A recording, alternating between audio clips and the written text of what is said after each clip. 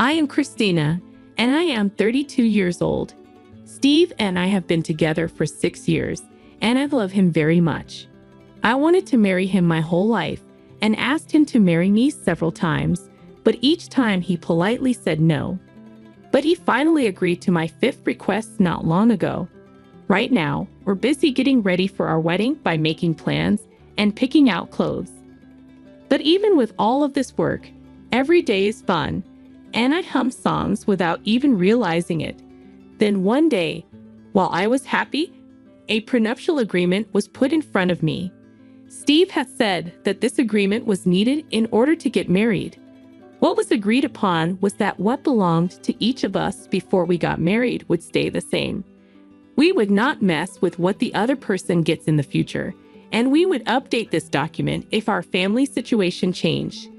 Steve, are you really worried about this? I asked him as he signed the paper. Well, it's just for peace of mind, just in case, he said. It's important for both of us, I believe. But I was more excited about the days ahead with him than I was about why he was so set on this deal. But a small event was about to happen. Steve has 2 older brothers who are a bit strange. Steve told me not to believe what those 2 said when I met them before our wedding. They're a bit odd. Don't worry about it. In his words, the people who will be my in-laws gave a small, unclear smile. I almost forgot about them because I hadn't seen them in a while. Then one day, while Steve was at work, I got a call from a number I didn't know. Chrissy, you like fish, right? This call from my brother-in-law, whom I had only met once, caught me off guard. What is this? I knew that Chrissy was my nickname, but who was it? I knew it wasn't a stranger because they called our home phone. It was a voice on the other end of the line that made me think of what it was. Haha, you don't know who I am. I'm Steve's brother and your new older brother. What kind of brother-in-law? What is it? Steve has 2 brothers, but this voice belonged to someone else. It has been a while. What took place? Asked but was still not sure what to do. He told her, today I went fishing and caught a lot of salmon. It's okay for me to bring a few, but I can't bring them all. Steve will love them with lemon. It made my heart beat faster when he spoke. That's great news. I could make a dish that Steve loves. Steve has to work today, but I think he'll be very pleased if he comes home to a tasty meal. I quickly went to the kitchen after hanging up the phone. I have salt and lemon. Right then, let's make a tasty dish. I was feeling great as I was getting the ingredients ready when the doorbell rang. My brother-in-law must be there, she said. I knew the face when I looked at the computer. Someone from Steve's family showed up. It was his younger brother. He looked a little tense when I opened the door. Excuse me, may I use the bathroom? Could you also pay for the taxi? As he said this, he ran into the house quickly. Huh, okay, I said as I gave the cab driver my money. He felt better when he got out of the bathroom and took a deep breath. Thanks, you saved me. Oh, and could you lend me some money too? He smiled and put out his hand. Huh, what is the money for? I looked at him a little confused, and he laughed. The fish is not free. How about $50? He asked in a relaxed way. What? I was so shocked that I almost dropped my wallet when I let out a loud scream. I thought the fish was just a treat for everyone. Of course, I felt bad taking it for free, and I had planned to buy him a snack to say thanks. But $50, that was a surprise. From the look on my brother-in-law's face, it looked like this price was normal for him. He'd arrived from a long way away to give it to me. The fish was still fresh. I didn't want to say anything that would make things worse. It hurt me a little to do it, but I took $50 out of my pocket and gave it to him. Thanks, the fish is in the fridge. Also, I'm leaving the fishing tools here. Steve has been asked to bring it home later. Thank you. After that, he quickly left. Huh, are you already leaving? Kevin, wait. I was shocked to see the cooler and gear left at the door, but he was gone in an instant, waving a $50 bill. It's odd that the stuff was left here.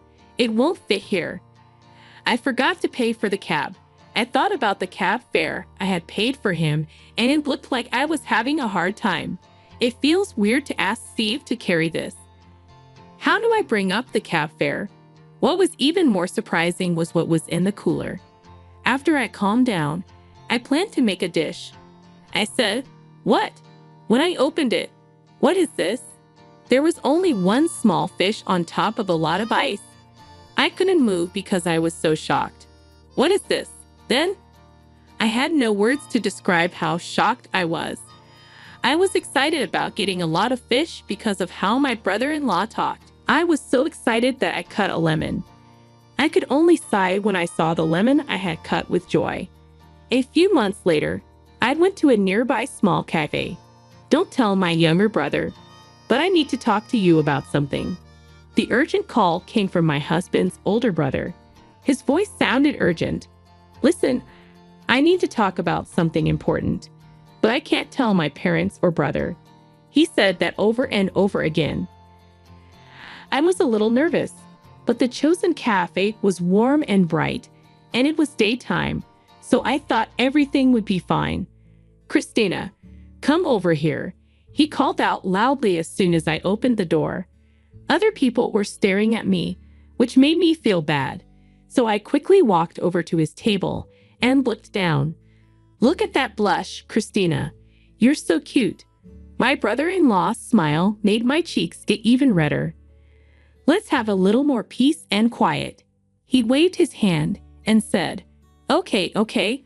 When I told him this in a whisper, then he introduced me to the woman sitting next to him. I said, "This is my new girlfriend." A beautiful woman dressed in style stood up and looked at me. A low voice asked, "What's this about?" Just as I was about to meet her, the next thing I knew, I got hit in the cheek.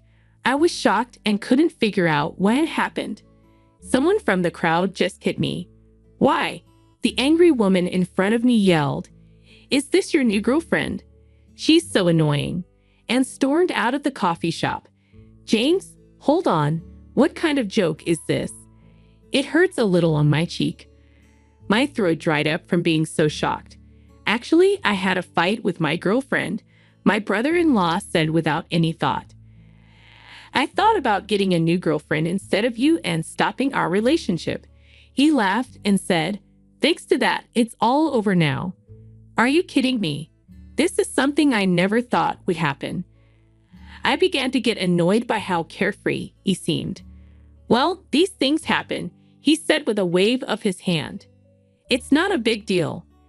I've never had anything like this happen before, though. How can I keep my cool? I spoke up. Honestly, I was so angry, shocked, and embarrassed that I couldn't think straight. My brother-in-law then told me, "Don't be so bad. It's not important." It shocked everyone. But was it really that shocking? As I looked around, I saw that everyone was looking at me.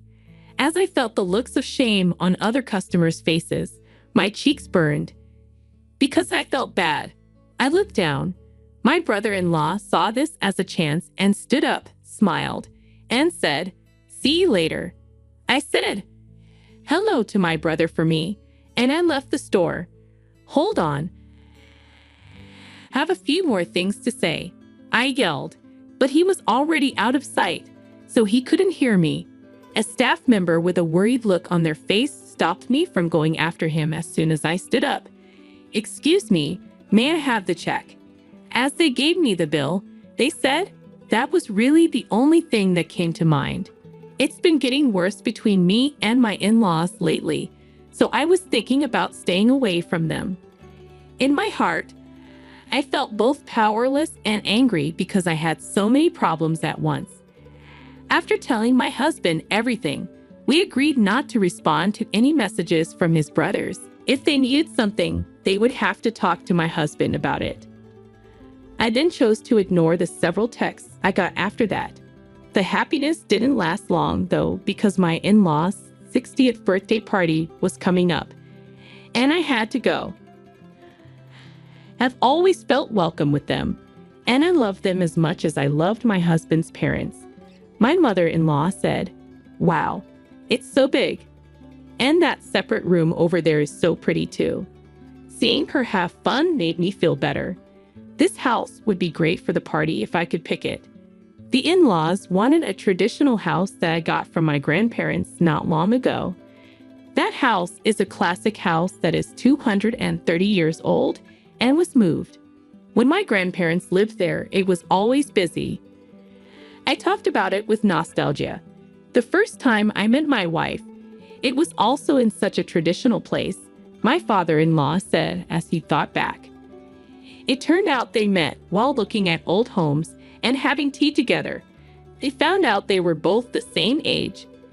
In fact, this house was a restaurant before my grandparents moved into a nursing home. My mother-in-law made me feel better by telling me today was special and the place was perfect. She felt bad that she hadn't invited them sooner. Those words made my heart a little warmer. They looked at the house and yard for 2 hours before the party started. During this, the oldest brother came in, making a lot of noise and looking a little unhappy. What is this? We're having lunch in such a quiet place, and Steve is the only one here to greet us. The oldest brother said, "That's surprising." Steve answered with a smile. "This is what Mom and Dad want. They wanted to spend time with their family in a cozy place. This lunch is a special one from a well-known shop in the area." I remembered how excited I had been for that lunch when Steve said that. The second brother spoke up with a worried look on his face and said, "Even if it's a special lunch, it's still lunch. In such a lovely house, shouldn't we have gotten fancier food? Steve, aren't you being too cheap? The rent for the house must have been pretty high. Today was for my in-laws, and I thought we should honor their requests. The first time, I wasn't reimbursed for the taxi price when I was only given a small salmon, nor for the costs at the shop where I got into a fight with his ex-girlfriend. But after that, my oldest and second oldest brothers kept nagging Steve and me and sometimes made jokes about it. Steve kept up his normal calm and gentle attitude through it all. I love that about him a lot." My oldest brother smiled and said, "Hey, I just thought of a good idea. We were having a great time talking. Life has some strange turns sometimes." Steve looked at me with a slightly tense face, as if he felt the same way. After that, the oldest brother whispered something to the second brother. The two of them laughed out loud, their eyes shining. "Are we family?" The oldest child smiled and said, "There's a way to make this special day even more special." At that moment, the oldest brother looked at my husband and asked, "Has this place already closed down?" He said, "Yes, it has," in a soft voice and with a shocked look. Then my excited brothers-in-law came up to us. "Wait a minute, are you implying that you're the one who brings in the money?" The biggest brother yelled, "Yes." And the second brother smiled. "You're so lucky to live in such a beautiful place and have such a big house." "Wait, do you not understand something?" My husband cocked his head in surprise. However, my brothers-in-law went on. "It was the second brother who begged, 'You can't keep this wonderful place all to yourself. Would you share it with us, sir?' asked the oldest with a smile. I got what they were trying to do and had a thought. "What do you need?" I laughed and asked.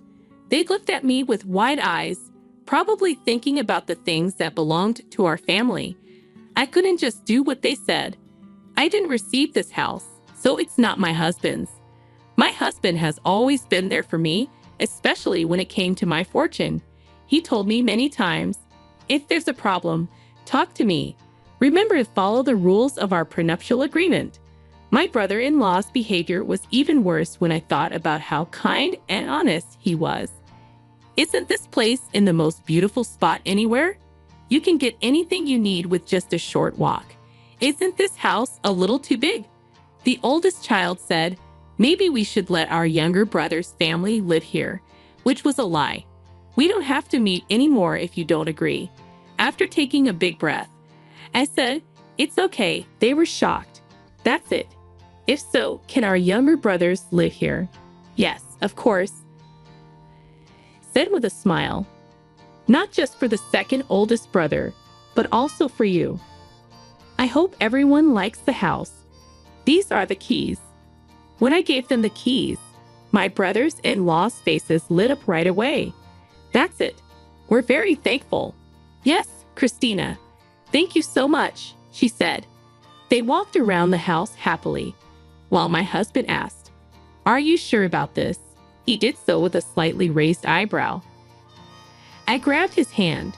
"Don't be afraid. I've given it a lot of thought." After a few days, our intercom rang urgently while we were relaxed in the living room. When they opened the door, my in-laws looked scared. "Why is this taking place?" We didn't know that the house was going to be torn down. They held up a warning to tear down the building. "Oh, that was planned," I said in a calm voice. They were shocked and asked, "Why?" I told them, "There will be a new apartment building built there. In order to do that, the current house has to be torn down." They were dumbfounded as they looked at me. I also said, "The high-end restaurant has been offered to move because it is in such a great spot." While the 60th birthday party was going on, I left it alone, but today is a big day for it. They looked at each other worriedly. Seeing how surprised they were made me feel a little better. "Is the house really going to be torn down? Are you sure?" I smiled and said, "Yes, I am. So you might want to get back any important things soon. Everything inside will be thrown away." When they heard this, their eyes got even bigger. I added, "Given how busy the construction site is, work might start soon." As I looked out the window at the big machines, "It's safer to take your valuables now." After a short pause, they quickly began to talk about it, asking, "Is this real? Are we going to move quickly?" As I watched them run off, I looked at my husband. I said, "It looks like they really didn't know." My husband smiled and said, "I guess my parents and I thought it would be good for them to get a little shock based on what we've learned from the past.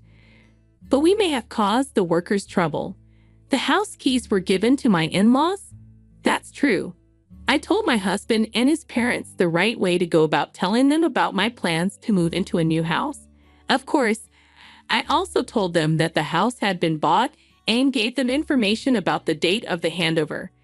They could have told the brothers the truth, but it looks like no one did in the end.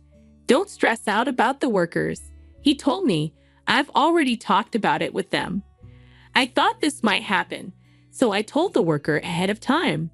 We said a few words. I hope he regretted, and then went to sleep. I couldn't believe it had come to this the next day. When we got to my in-laws' house, my mother-in-law's Mings and my upset brothers-in-law were there to greet us. "Even if the contractor didn't let you in, what were you thinking trying to sneak into the house at night?" Well, it turns out that they tried to sneak into the house during the day, but were turned away. So they tried to get their valuable things at night. A neighbor thought this was odd and called the cops. "Not only did you not get your things back, but you were also stopped by the police," my husband said in shock. Yet, even though the in-law boys were eager to explain, their parents only said, "You both should say sorry." My husband gently gave them advice, and they didn't seem like they wanted to say sorry. But the oldest brother replied, "What?" with a hint of anger. But all of this is because of Christina. The second brother added, "I thought you were nice, but I was wrong. I didn't understand why you gave me the keys so quickly. But what you did to the house shocked me." Could only smile when they suddenly complained, "Brothers, it looks like we have a misunderstanding. The truth is that I received both the land and the house. We talked about this before I got married to Steve. I've always said that what's mine is mine, and we even made a deal about it. So really, it's not your place to step in." "A contract?" I asked. The in-laws looked shocked, though. I chose to make things clear. There have been many ideas about what to do with the land since my grandparents' time, but they always wanted to keep it the way it is. On the other hand, they told me I could sell it in the future, which I confirmed with a skilled builder. It's not your business then. But we're family, so why do you think it doesn't matter to us? Before I answered, I thought about a lot of things. About 3 years ago, I really began to think about getting married. Since my mom died soon after giving birth, my dad raised me with a lot of care on his own. Together with my dad, we were like best friends. We went camping in the summer and on ski trips in the winter. Unfortunately, those happy times came to an abrupt end when my father fell and died. Being overloaded, I felt bad that I couldn't do anything to help him and sad that the room was empty where he used to be. At that time, my husband was there for me and supported me through my dad's funeral and the memorial events that followed. Because I couldn't leave the room I shared with my dad, my husband would make me soup and listen to me talk about my dad all night. I want to marry you so badly. You've thought about me and been on my side all along. I told him during my 5th approach, if there's something you don't like about me, I'll fix it. He then looked upset and brave as he told her, I want to marry you, but my family is having problems. I don't want to give them to you. Steve, I told him, I really love you, and I don't care about any problems in your family. We then chose to get married. I have no regrets at all. I wanted to do what my grandparents wanted, and I'm happy that I did. His boys, on the other hand, were a different story. I can't believe how cocky your brothers are. I can no longer forgive them. I made it clear they will pay for everything they've done. Taxi fares, expensive food bills, payment for slapping me, the price of our tea at the cafe, home utilities, the cost of calling the police, and everything else. Steve said. His brothers turned pale. Even for that, that's not possible. Then there was an even bigger surprise. You're rejected, their father told them. What? Dad, please don't. This caused their parents to kick them out of the house. Even cousins who lived a long way away knew about their bad behavior. The brothers' women and families left them because they had lost their place. They now seem to live in peace and quiet in a small room. Is this our new house? Is it really possible to live here without any problems? We moved into a fancy high-rise house next door to Steve's parents. Of course, we agreed to buy this floor in the building before we could give up the land. It's great that we can live close together. Some of my grandparents' old house, like the beams, were used to build our new house. A new picture of our family was taken. Let's put this picture up next to the old ones. The picture showed my family's happy faces. I told myself, from now on, I'll treasure the smiles of this family. Wait, $1,300? That summer, I was shocked when I saw our electric bill. How could it be this much? Living modestly with just David, we couldn't possibly be using that much electricity. We should ask the power company to investigate. Yes, that sounds like the best idea. We contacted the power company and had a specialist come out to our home. Well, there seems to be an extra line here. After inspecting, it turned out someone had been stealing electricity from our home. Where does this extra line lead to? Over there. The engineer pointed to a house we didn't expect. Let's cut the extra line to save on electricity. Yeah, especially since we can't ignore the summer electric bill. We knew that cutting the extra line would cut off electricity to that house completely. But we knew we were in the right, so we decided to have it cut. Wah! Right after the cut, a scream echoed throughout the neighborhood. I, Samantha, am a 58-year-old who helps my husband, David, with the office work for his construction business. Not to brag, but David is a man of great integrity, someone who hates anything dishonest and stands up for what's right, and I'm proud of him. David and I met through an introduction, and I've never regretted it for a second. In fact, I think it was the best introduction ever.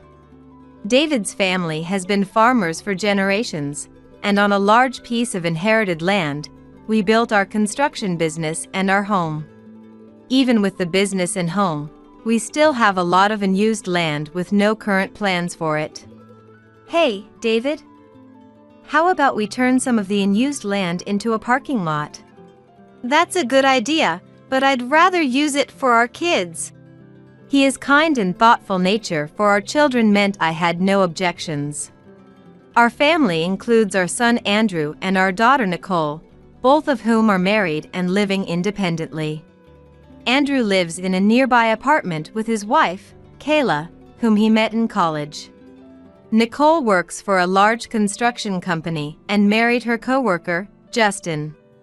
They live in company housing with their 3-year-old daughter, Sarah, my beloved granddaughter. David is 62 but still energetic. Even so, he isn't immortal, and we can't avoid the issue of finding a successor for the business. Normally, Andrew would be the natural choice, but we've accepted that it won't happen. It's not that there's anything wrong with Andrew, but we've chosen to prioritize his dreams. What are those dreams?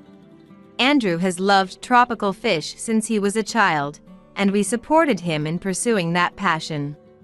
I'm proud of my husband for being so open-minded and supportive. Even if it means our business might end with us, it's not something we worry about too much. Andrew, true to the saying passion breeds proficiency, eventually began managing a tropical fish specialty store, and his work has been going smoothly. Our relationship has been quite harmonious. Of course, Kayla and Andrew haven't had any problems either. If I had to nitpick, it would be that Andrew's love for tropical fish sometimes leads him to impulsively buy expensive fish.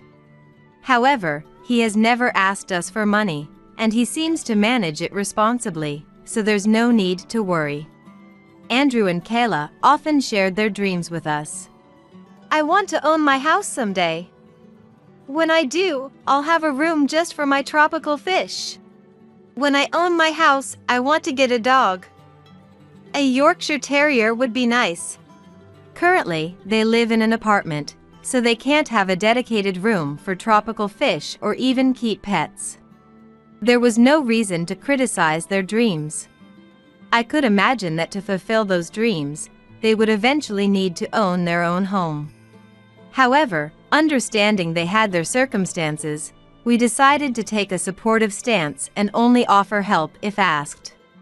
One Christmas, both Andrew and Nicole's families came to our home. Merry Christmas, Dad. Merry Christmas. Happy holidays, Samantha. Happy holidays, David, Samantha. Grandpa, Grandma, Merry Christmas. Merry Christmas, Andrew, Nicole, Sarah. And Kayla and Justin too. Seeing our children and grandchild looking so well gave us hope for a bright future. Merry Christmas. Andrew, how's the store doing? It's going well. That's great to hear. David nodded happily, and I felt the same way. How about you, Nicole? Nothing out of the ordinary. No news is good news. After the greetings and catching up, Andrew spoke with a somewhat serious expression. Hey, Dad, Mom. I have something to discuss with you. Is that okay? What's up? No need for formalities now. David responded warmly, and after a moment of gathering his thoughts, Andrew began. Yeah. I was wondering if there's any cheap land around here. Land? What's this about? Kayla answered my question. Actually, Andrew and I talked it over and we think it's time for us to have our own house. In today's world, owning a home isn't an obligation or a goal, but knowing they had reached this point gave me a sense of relief. However, acquiring land for a new home comes with significant costs. It's only natural for parents to want to ease their children's burden as much as possible. If that's your goal, you don't need to look for land. There's plenty of unused land on our property. It's large enough to build a house comfortably. Samantha, do you have any objections? No, I think it's a great way to make use of the land. Of course, it's up to Andrew and Kayla if they don't mind. He responded with a beaming smile.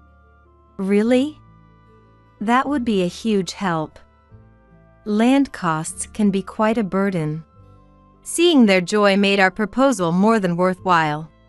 While we can rely on you for the land, I'm still worried about the mortgage. Will we be able to manage it? Although Andrew is a business owner, running a store doesn't guarantee large profits, so Kayla's concern was understandable. In that case, how about this? David suggested that our construction company and Justin's building company handle the construction. We would cover the costs up front, and Andrew and Kayla would repay us monthly, avoiding loan interest. Justin, do you have any issues with this? No, not at all. We're in business too, so as long as we get paid, we'll do the work. And since it's family, we can offer a discount.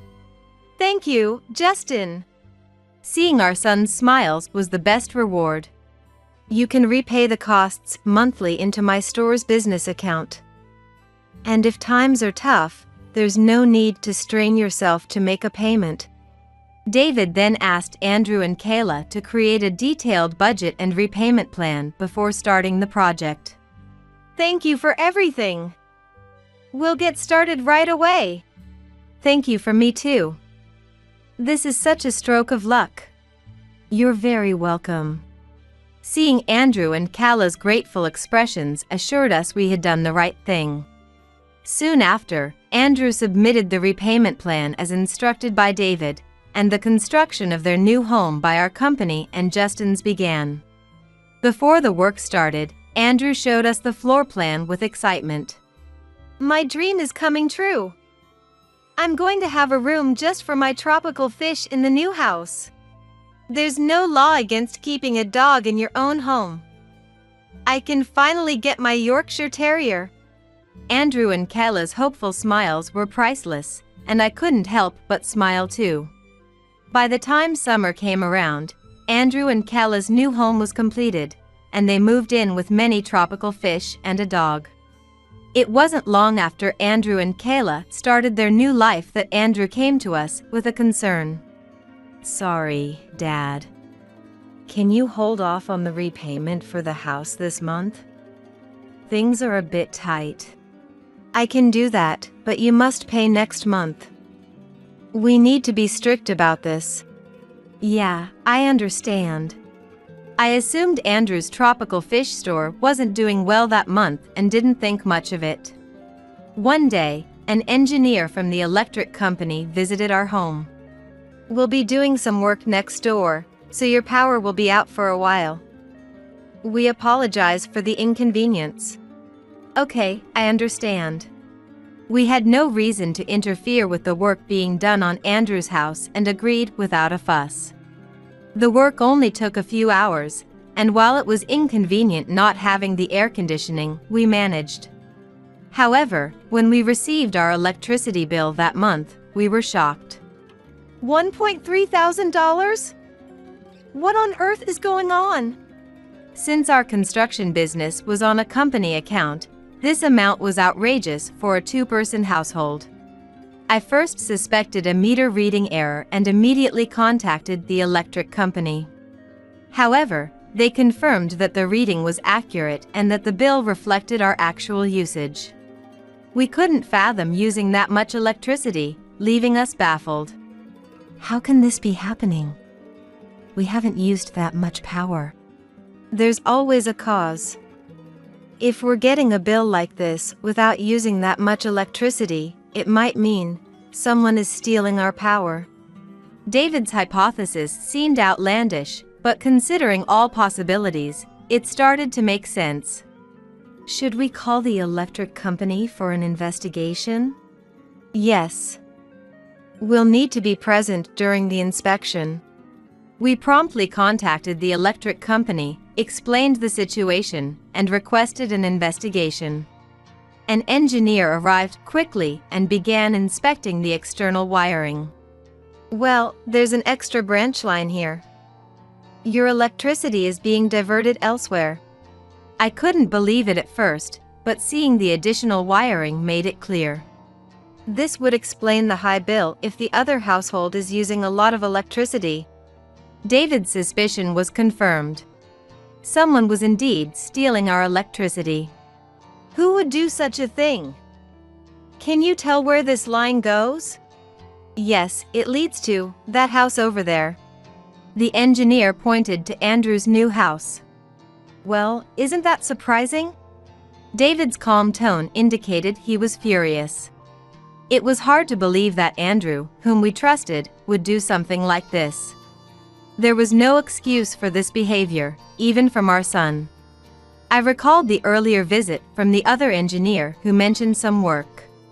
Since amateur work on electrical systems is unlikely, Andrew must have lied to steal electricity. Engineer, can you cut this extra line right now? Yes, I can. But it will cut off all power to that house. It is undoubtedly troublesome for any household to have its electricity cut off in this season, but there's no reason to show mercy to a son who steals electricity from his parents' home. Cut the unused wire to save energy. Yes, exactly. We can't ignore the summer electricity bills. Who would allow someone to continue using electricity for free? David and I agreed, so we had the wire cut immediately. David brought out some tools from the company's storage and handed them to the engineer. Please use these. No, thank you. We have our own specialized tools. Thinking about it, it wouldn't make sense for a professional engineer to use tools provided by someone else. I felt a bit embarrassed for letting my anger get the best of me.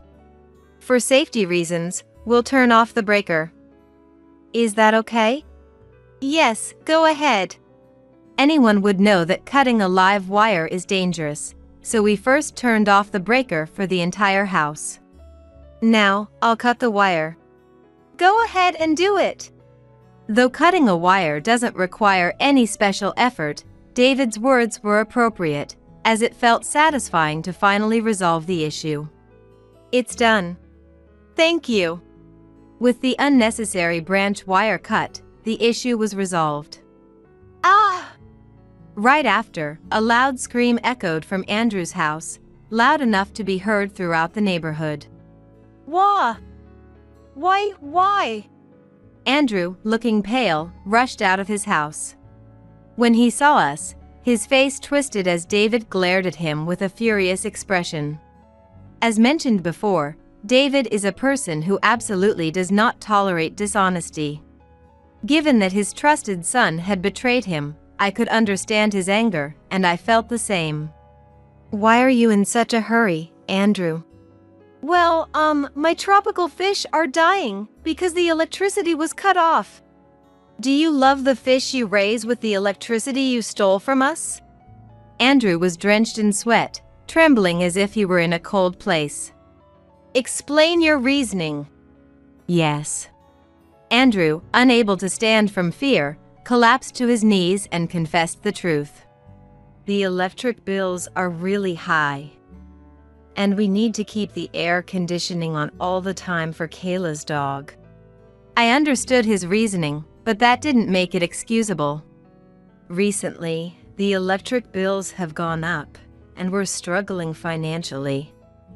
So you decided to steal our electricity? Yes. Even though he was our son, Andrew's motive was incomprehensible to us. Everyone has different values, but this was unacceptable. Sure, Andrew's tropical fish and Kayla's dog might be important to them. However, hobbies are meant to be enjoyed when you have enough financial stability to afford them. To steal electricity for such reasons was outrageous. Please forgive us. We will pay for the electricity we used. And we will make a formal apology later. Given that not having electricity would seriously affect our daily lives, I asked the engineer. Engineer, please restore the electrical wiring to its original state. Understood. After that, the electrical wiring was restored, and we no longer had to worry about our electricity bill. A few days later, Andrew and Kayla came to our house to apologize.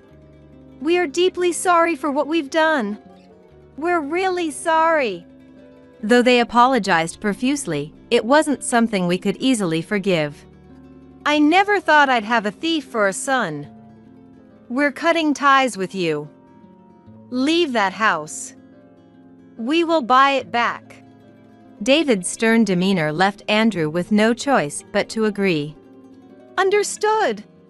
Shortly after that, Andrew and Kayla moved out of their new home, and I had no way or opportunity to learn about their subsequent lives. However, according to rumors, Andrew's tropical fish store had to close down due to financial difficulties. Although it was no longer my concern, Andrew had been dedicated to tropical fish since childhood and possessed no other significant knowledge or skills. It seemed unlikely that he could rebuild the store, and he would probably have to switch to a different industry. However, if asked what kind of industry that might be, I had no idea. Considering Andrew's single-minded focus on tropical fish, it might be unrealistic for him to start anew in a different field. Nevertheless, it was no longer relevant to me, and pondering over it was meaningless, so I decided not to think about it any further. Sometime later, I saw a rare news story about a theft at an aquarium on TV. The culprit was Andrew. He confessed to stealing the fish for both personal enjoyment and for resale. Even if you put it in the best possible light, his deep love for tropical fish was no excuse for getting arrested. Is this what they mean by love being too much? I guess so. In any case, it was something unforgivable. Even if we showed our anger, it wouldn't erase Andrew's crime, and since we had already cut ties with him, we decided to leave the rest to the police. Incidentally, Andrew was later indicted and convicted in court, but that was of no concern to us. However, as if to balance out the bad with some good, shortly after Andrew and Kayla's issue was resolved, I received a call from Nicole. "Hey, Mom? Guess what? We're expecting our second child." It was undoubtedly good news. But we're a bit in a bind. Our current company housing is barely enough for 3 of us. We need a bigger place to live. Well, I have a bright idea. Come over so I can explain it to you. Later, Nicole and her family came to our house, and we first celebrated the news of their second child. By the way, how's Andrew doing? It's so quiet next door. Nicole asked casually, and I realized I hadn't told her about disowning Andrew. Well, actually, I decided to explain the whole situation and its outcome to Nicole. That's terrible. I can't believe he would do something like that. Nicole's anger was natural and justified, and it seemed she needn't worry about anything else. Justin, just to be sure, do you have any expensive hobbies? Don't worry. I mostly just read books and use my smartphone, so there shouldn't be any problem. That's a relief. But why did you ask Justin about his hobbies, Mom?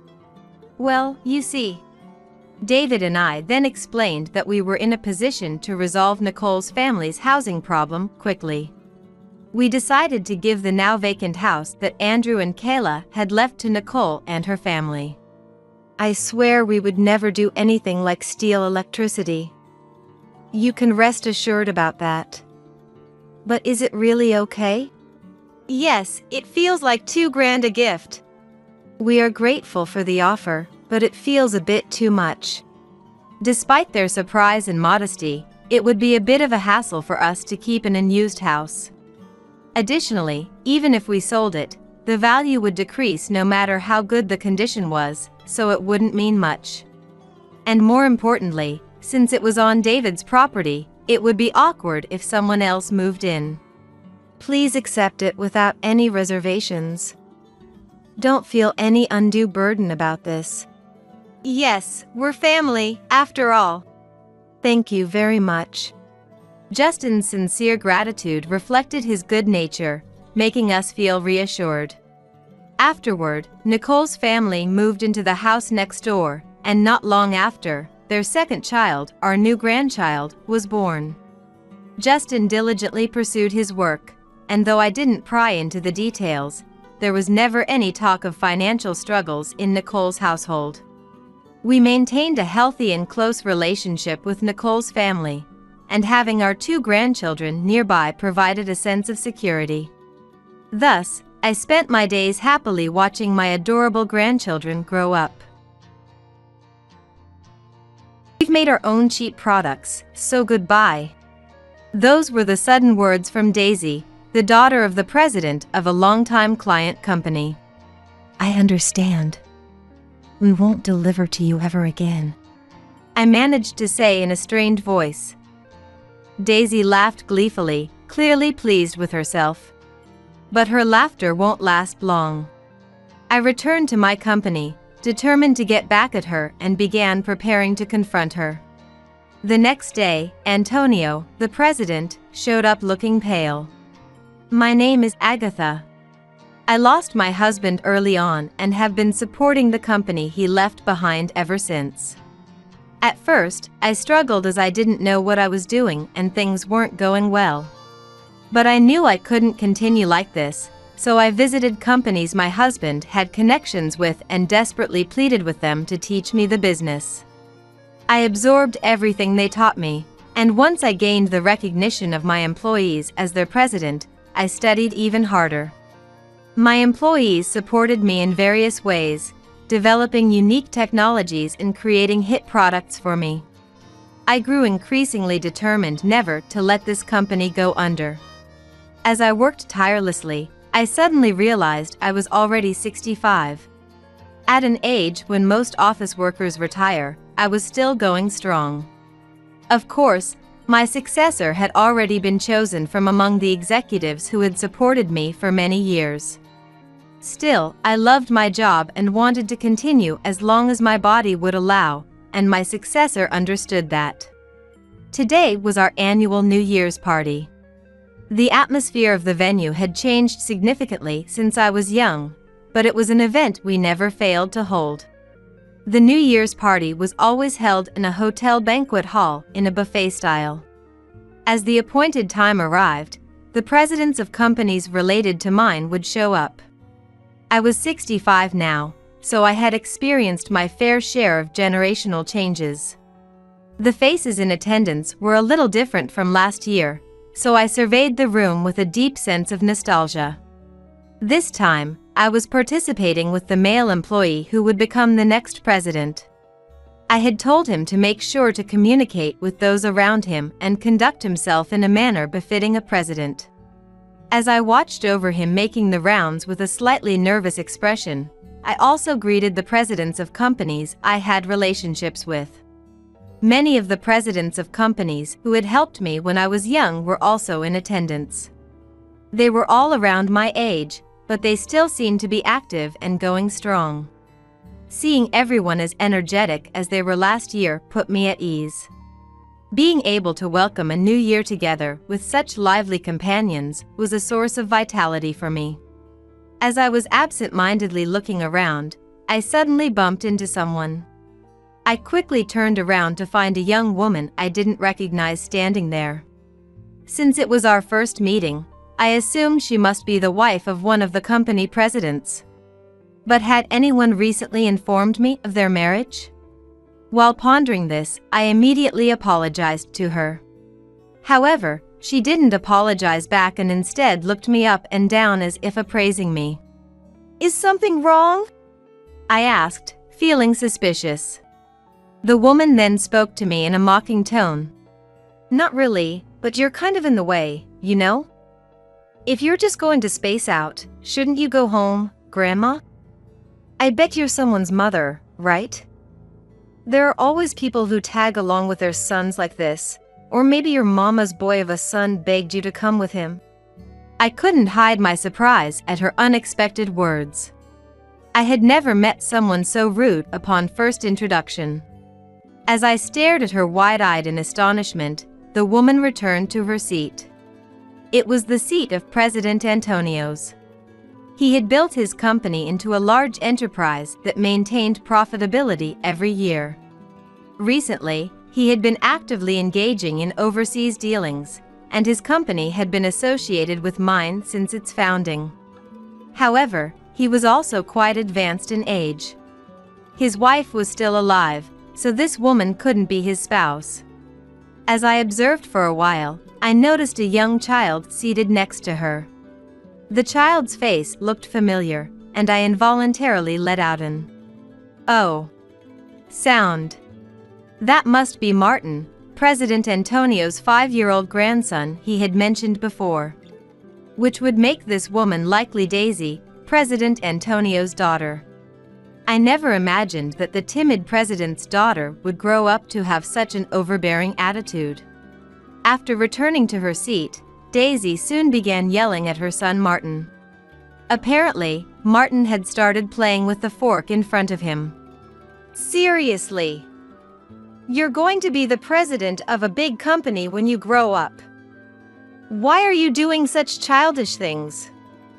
Ah, that's dirty, stop it. Don't touch that with your bare hands." "I am sorry," Martin stammered. "Don't cry. You're being too loud, hand it over. Are you saying you won't listen to Mom? Enough with your sniveling." She snatched the fork out of Martin's hand as she shouted at him. It's normal to scold children when they do something wrong, but her way of scolding seemed a bit rough even from an outsider's perspective. I rushed over to them without thinking.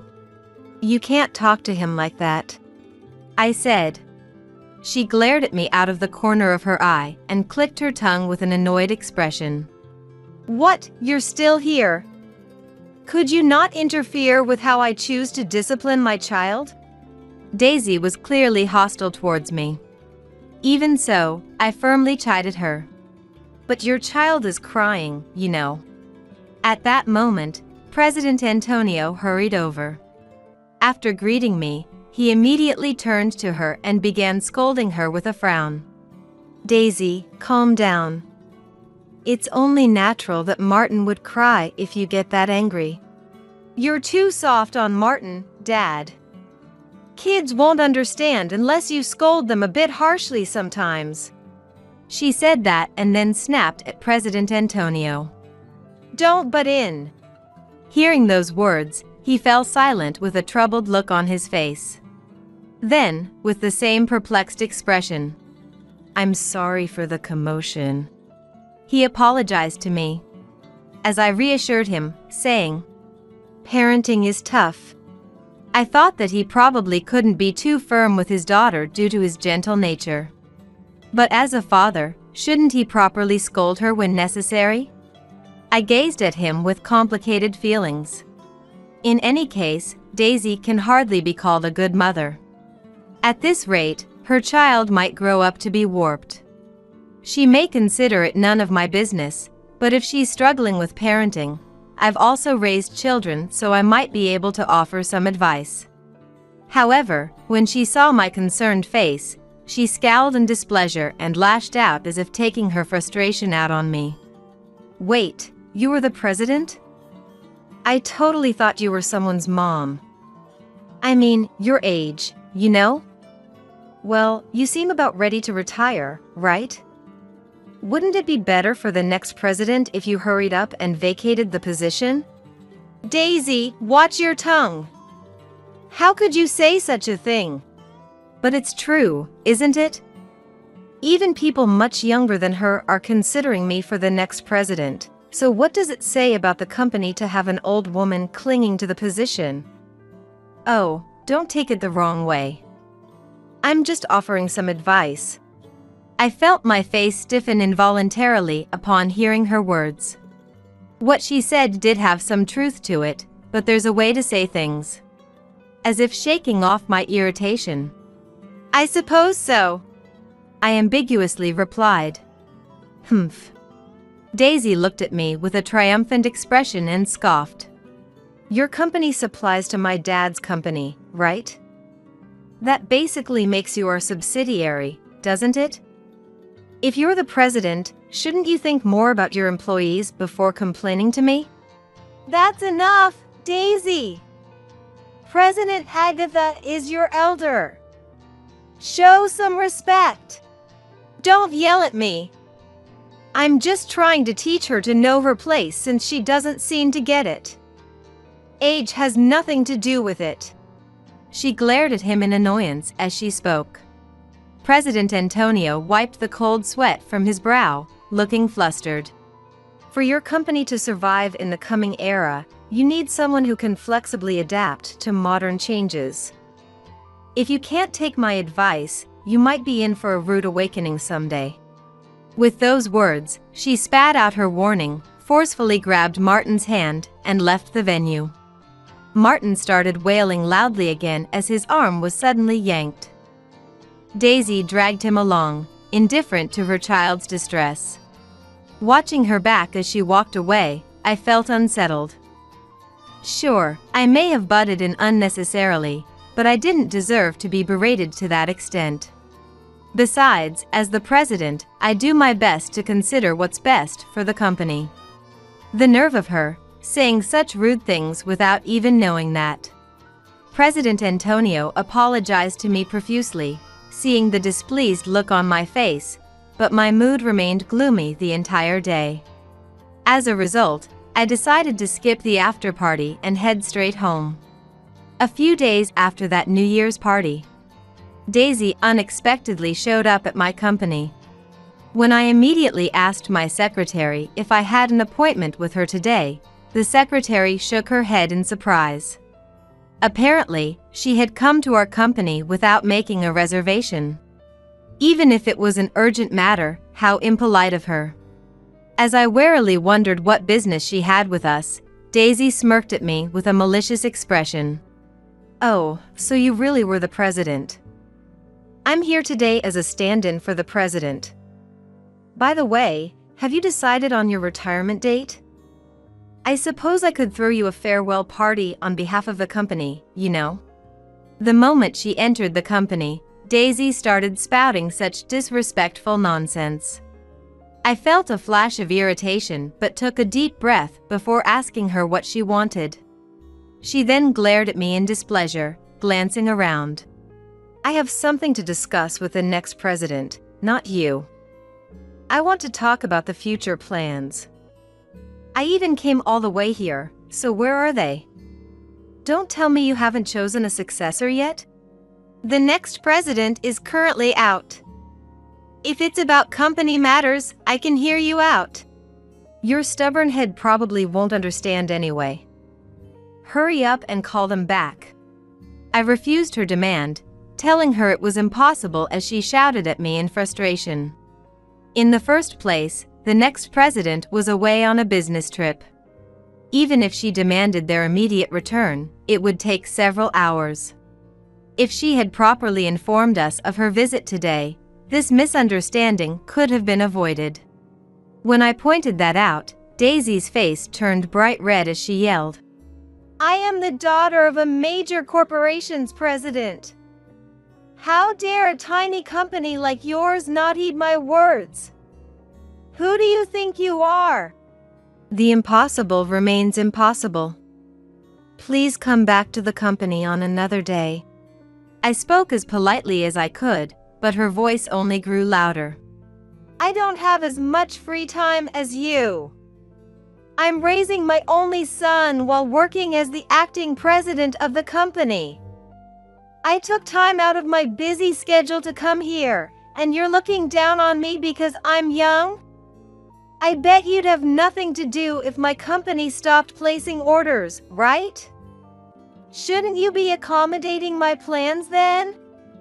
Am I wrong?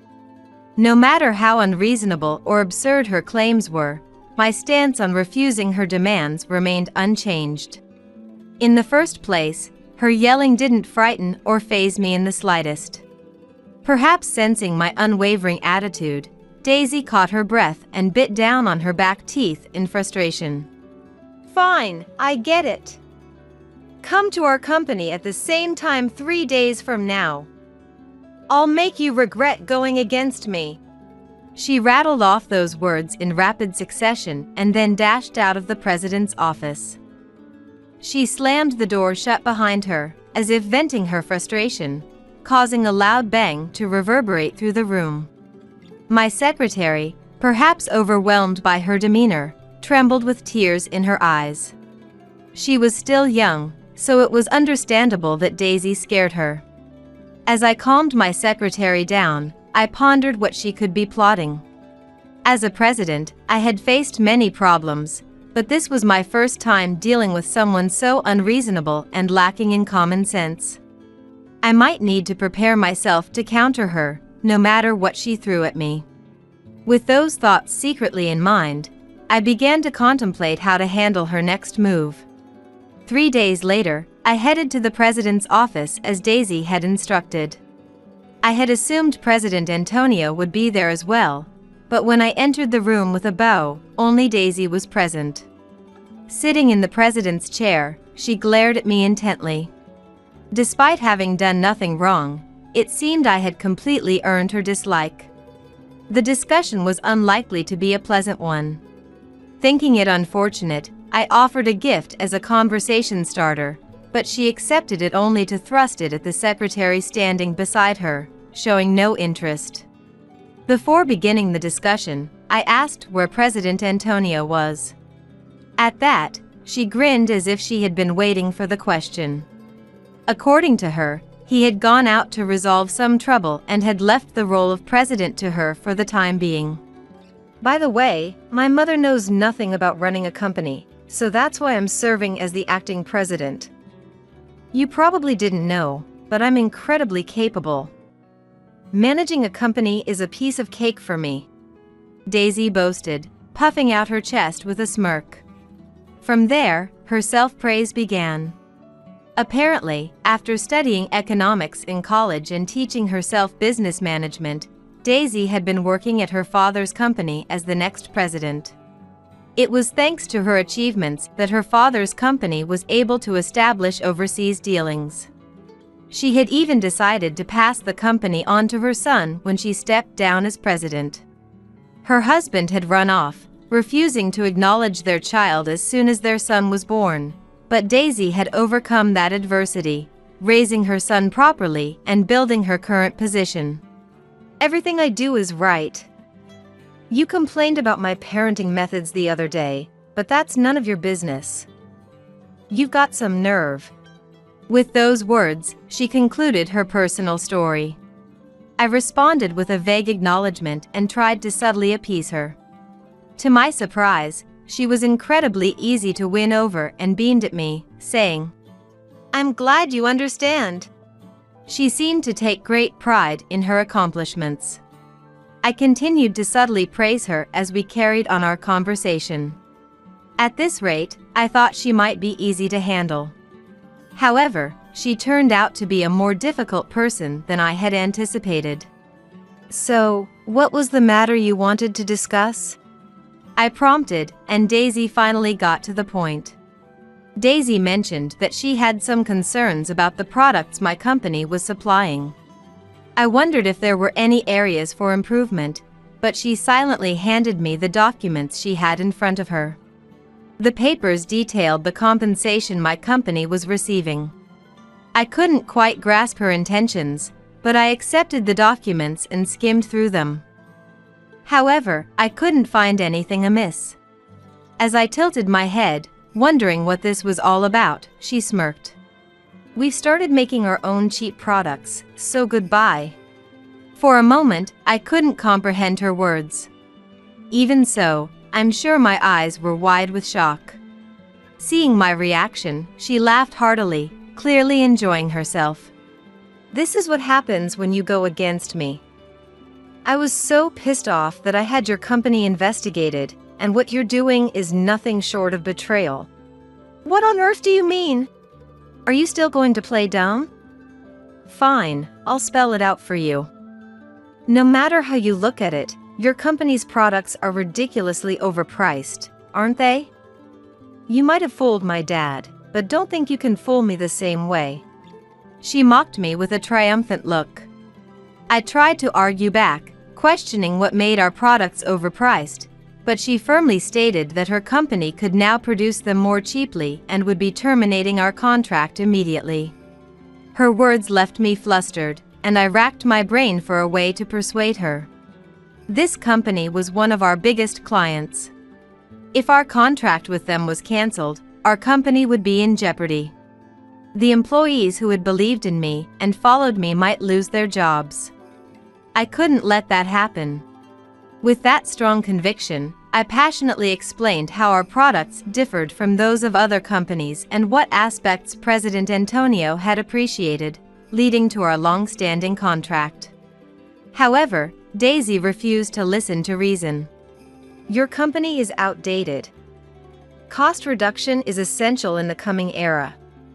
With people talking about high prices these days, this is for the benefit of consumers too.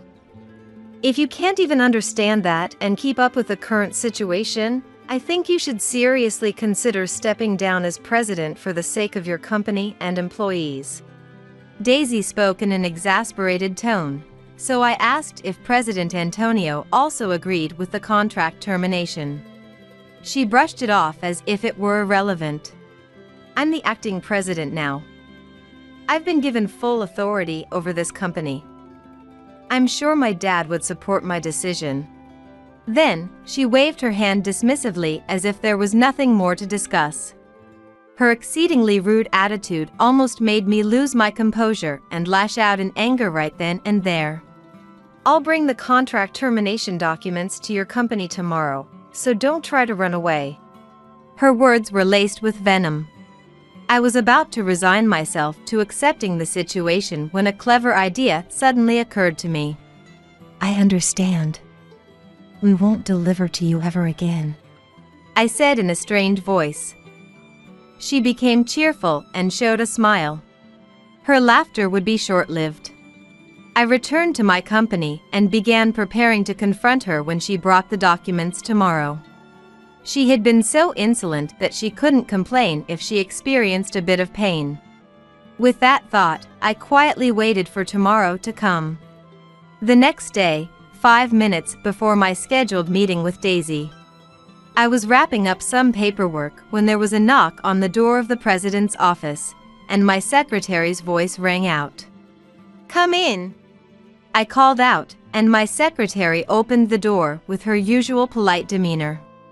Ushered in by the secretary were a triumphant-looking Daisy and a pale-faced President Antonio. I immediately thought that what I had set in motion yesterday was already taking effect and inwardly smirked. "Thank you for coming," I said, offering words of appreciation before inviting the two to sit on the sofa. Daisy sat down on the sofa with a confident stride and slid the contract termination documents across to me. Beside her, President Antonio was sweating profusely, still seemingly unable to grasp the situation. Are you really going through with the contract termination?" he asked in a feeble voice. To him, I simply replied, "Of course," and picked up a pen. "This is truly unfortunate. We are also shocked that it has come to this. Thank you for your patronage until now." Before signing, I looked straight at President Antonio and spoke in a calm tone. At that, his face turned even paler. "Just sign it already," Daisy urged me, so I obediently signed the documents. Witnessing this, his face turned ashen, his eyes wide with disbelief. He must have been shocked that I signed so readily. Before I could finish signing, "Wait a moment!" President Antonio cried out. With that momentum, he leaned forward, pressed his head against the desk, and apologized in a strained voice. "Please give us another chance. My daughter's rudeness towards you is my responsibility. Please, won't you reconsider?" After shouting those words, President Antonio apologized over and over, pleading with me. Surprised by her father's sudden behavior, Daisy's eyes darted around in confusion. Wait, stop! What's going on? You apologize too. At this rate, our company will. What is this about? What did you do? She questioned me in a panic. I calmly explained to her. When I told them that our company would be terminating our contract with yours, the presidents of the companies under our umbrella all said they would cut ties with your company as well. I merely informed President Antonio of that. At my words, her eyes grew wide. Beside her, President Antonio held his head in his hands, sobbing uncontrollably. I observed the two of them with a cold gaze. How did this happen? It's your fault. You went and unilaterally terminated the contract. Agatha is my benefactor. The reason I was able to grow this company so much is because she supported me. And you destroyed that in a single day. He finally couldn't take it anymore and glared at her with bloodshot eyes. She was stunned by his words. She finally seemed to understand the gravity of what she had done. How can this old hag's measly company have so much influence? Watch your mouth. Agatha took over and protected this company after her husband passed. Even though the scale of her company is smaller than ours, it has persisted thanks to her efforts and the high regard people have for her. This outcome is only natural. I was the one who was wrong. If I hadn't trusted you just because you're my daughter, this wouldn't have. He clung to me in desperation. He begged me to somehow forgive them for this incident. Seeing him in such a state nearly moved me to pity, but I steeled myself and maintained a stern expression. All of this was to ensure that our company would never again face such a threat. Amid all this, Daisy's cell phone rang loudly. She said it was a work call, so I urged her to answer it. After hesitantly picking up the phone, Daisy's face immediately turned pale, and her mouth fell open. What? What did you say? Daisy arched her back in surprise. Seeing her reaction, President Antonio asked what was wrong. The cost-reduced products I made to replace the ones from here have arrived, and they're all defective. How can this be? Those simple parts should be easy to replicate with our technology.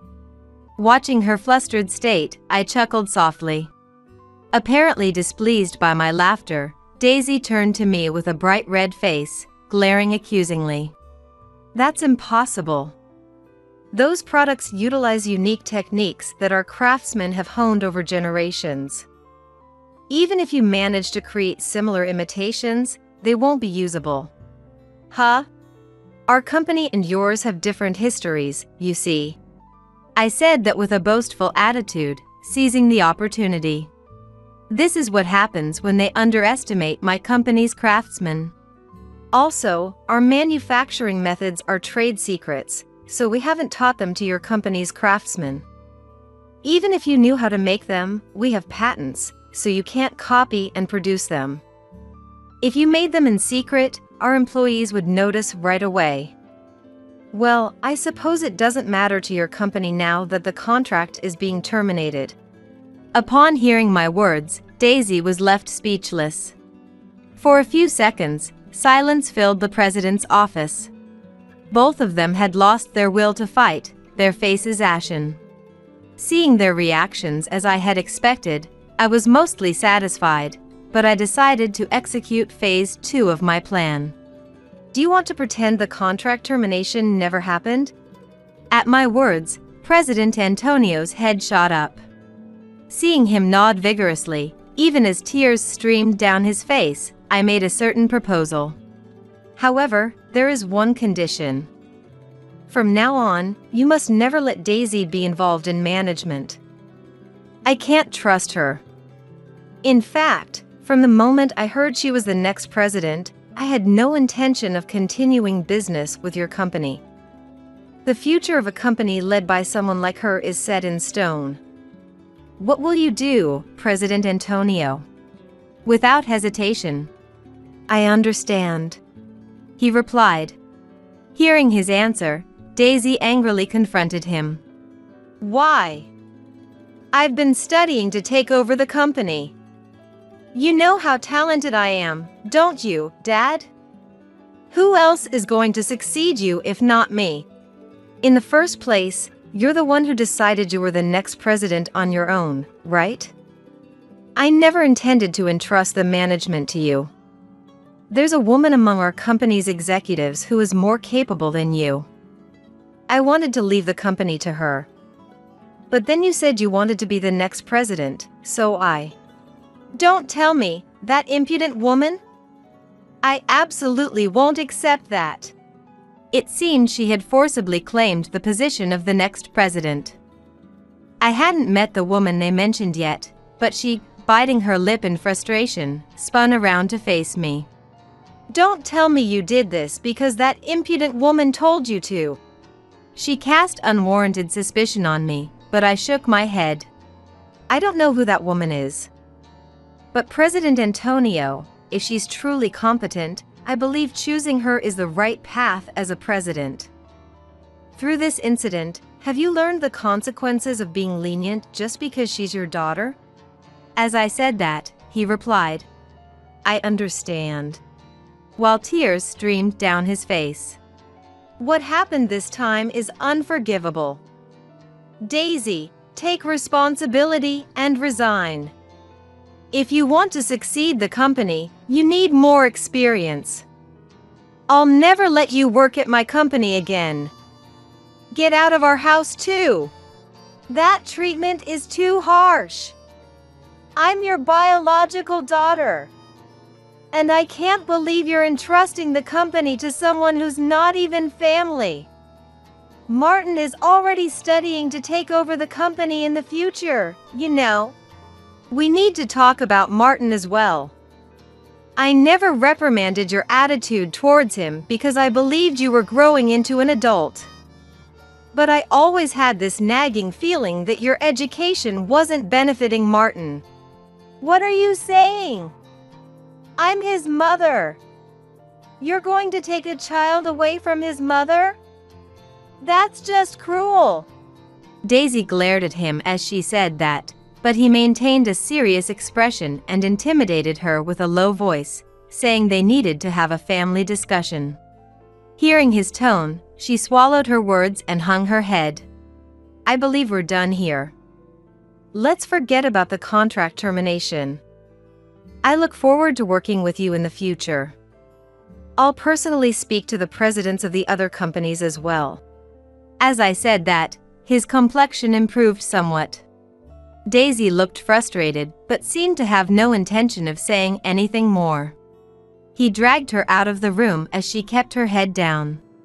After that, Daisy resigned from her position as the next president.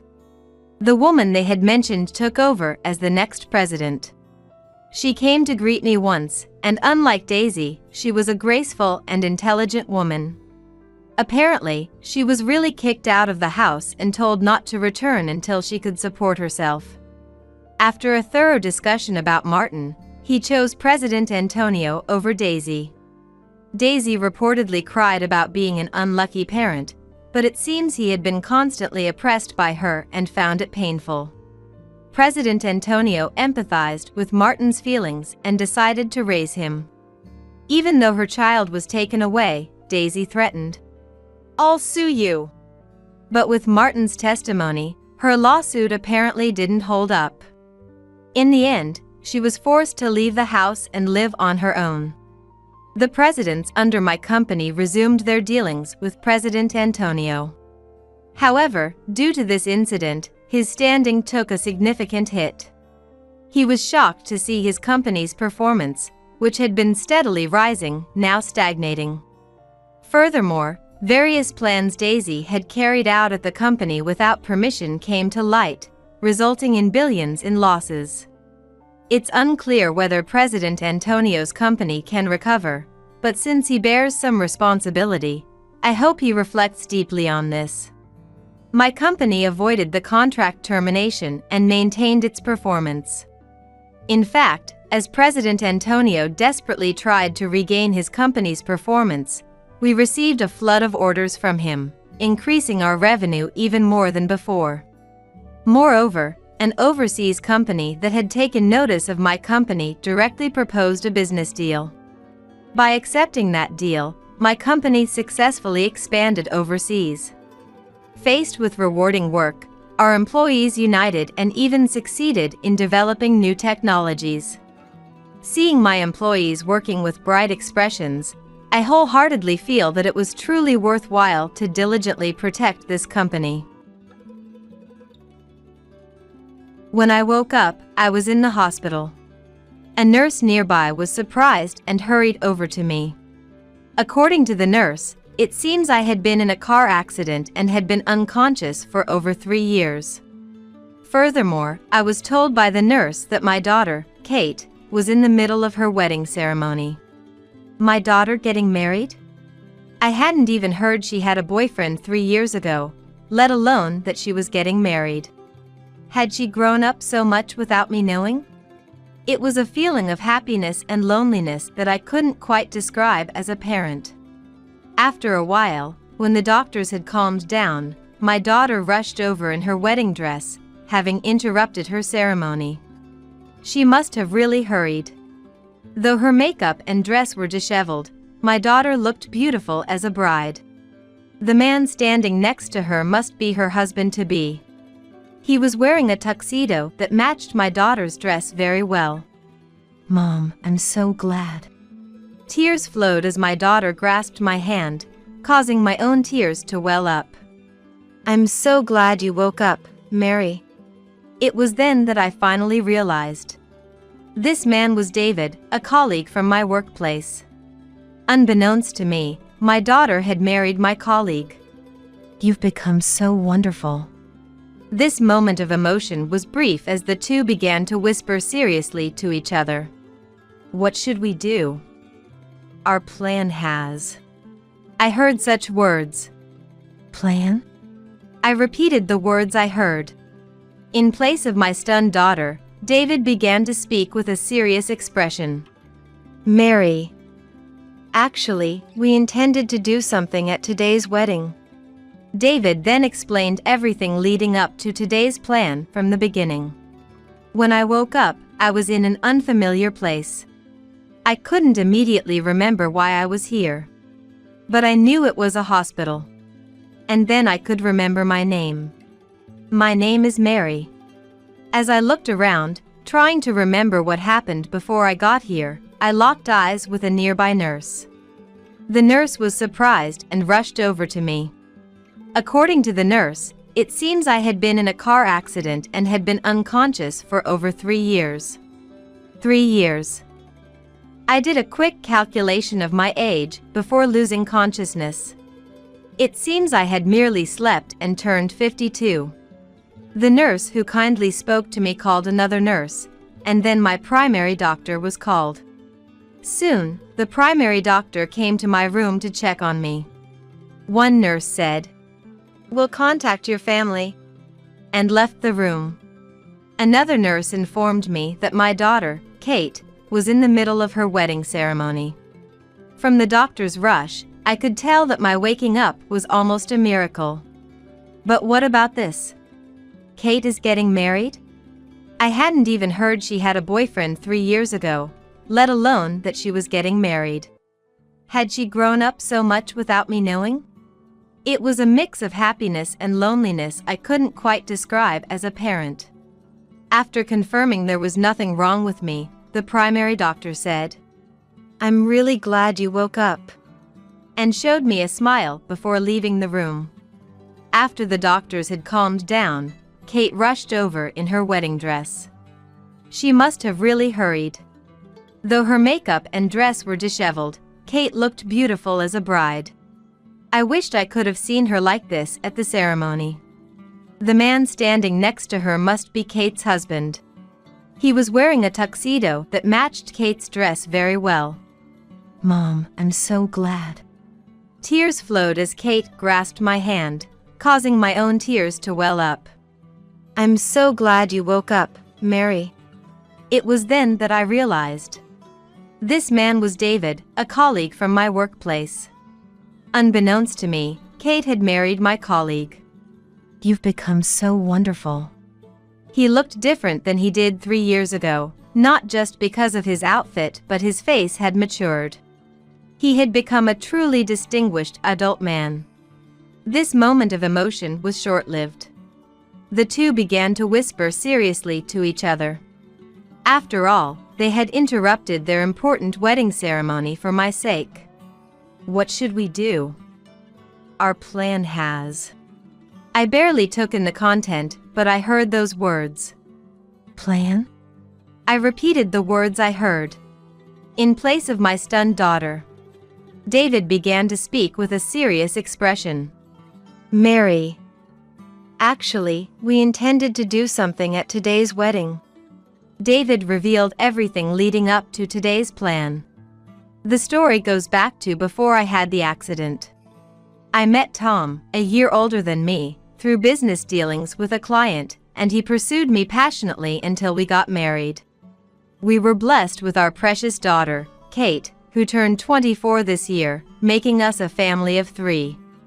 However, I hadn't always felt happy. My husband hardly did any housework at all.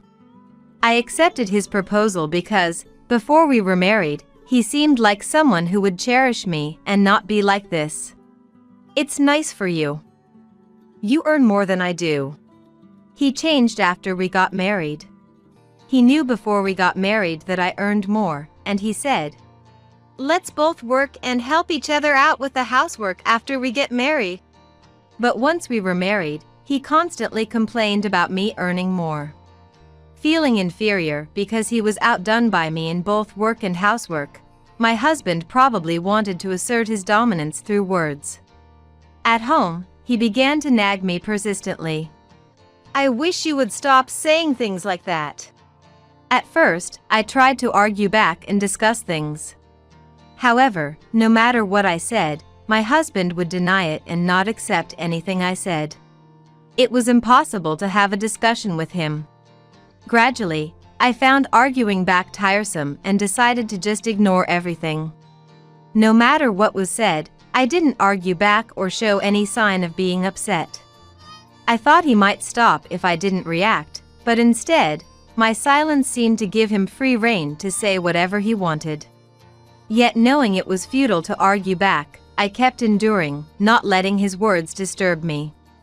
Then one day, I discovered I was pregnant. I was genuinely happy about being blessed with a child. "I want 1 boy and 1 girl." My husband used to say with a smile before we got married, and I thought he loved children and would help with parenting. So, I believed that once our child was born, my husband would change. But the reality was different. Even after Kate was born, his attitude didn't change, and I ended up managing work, housework, and now childcare, all by myself. However, divorce was not an option for me. Fortunately, my husband never became violent, nor was he ever verbally abusive towards Kate. And more than anything, I didn't want Kate to grow up without a father. Everything was for Kate's sake. With that single-minded purpose, I endured whatever my husband said. I wonder if my husband forgot about wanting 2 children. Since Kate's birth, my husband and I hadn't even slept in the same bed. Kate seemed to understand my feelings and grew up well-adjusted. Eventually, she graduated from college, found a job, and moved out. I was happy to see Kate become a respectable adult, but that's when the tragedy started. As soon as it was just my husband and me at home, his nagging intensified more than before.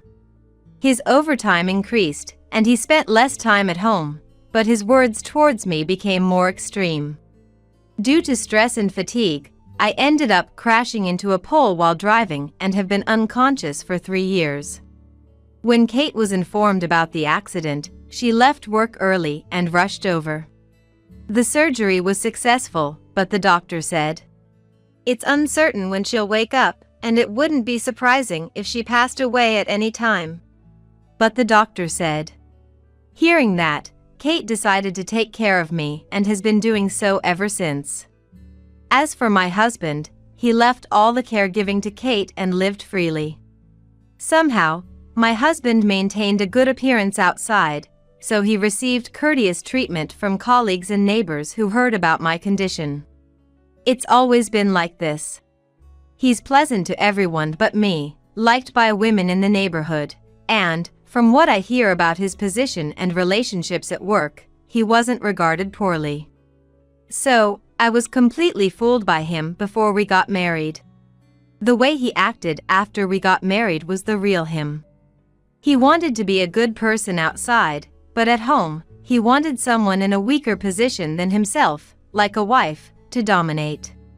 However, since I managed both housework and childcare, and eventually outperformed him in work, he probably felt the need to assert his dominance by saying whatever he wanted every day. Apart from my husband and Kate, the only other people who came to visit me in the hospital were my best friend Jane and my colleague David. Kate knows Jane is my best friend. I've had Jane over a few times, and during those visits, she met Kate.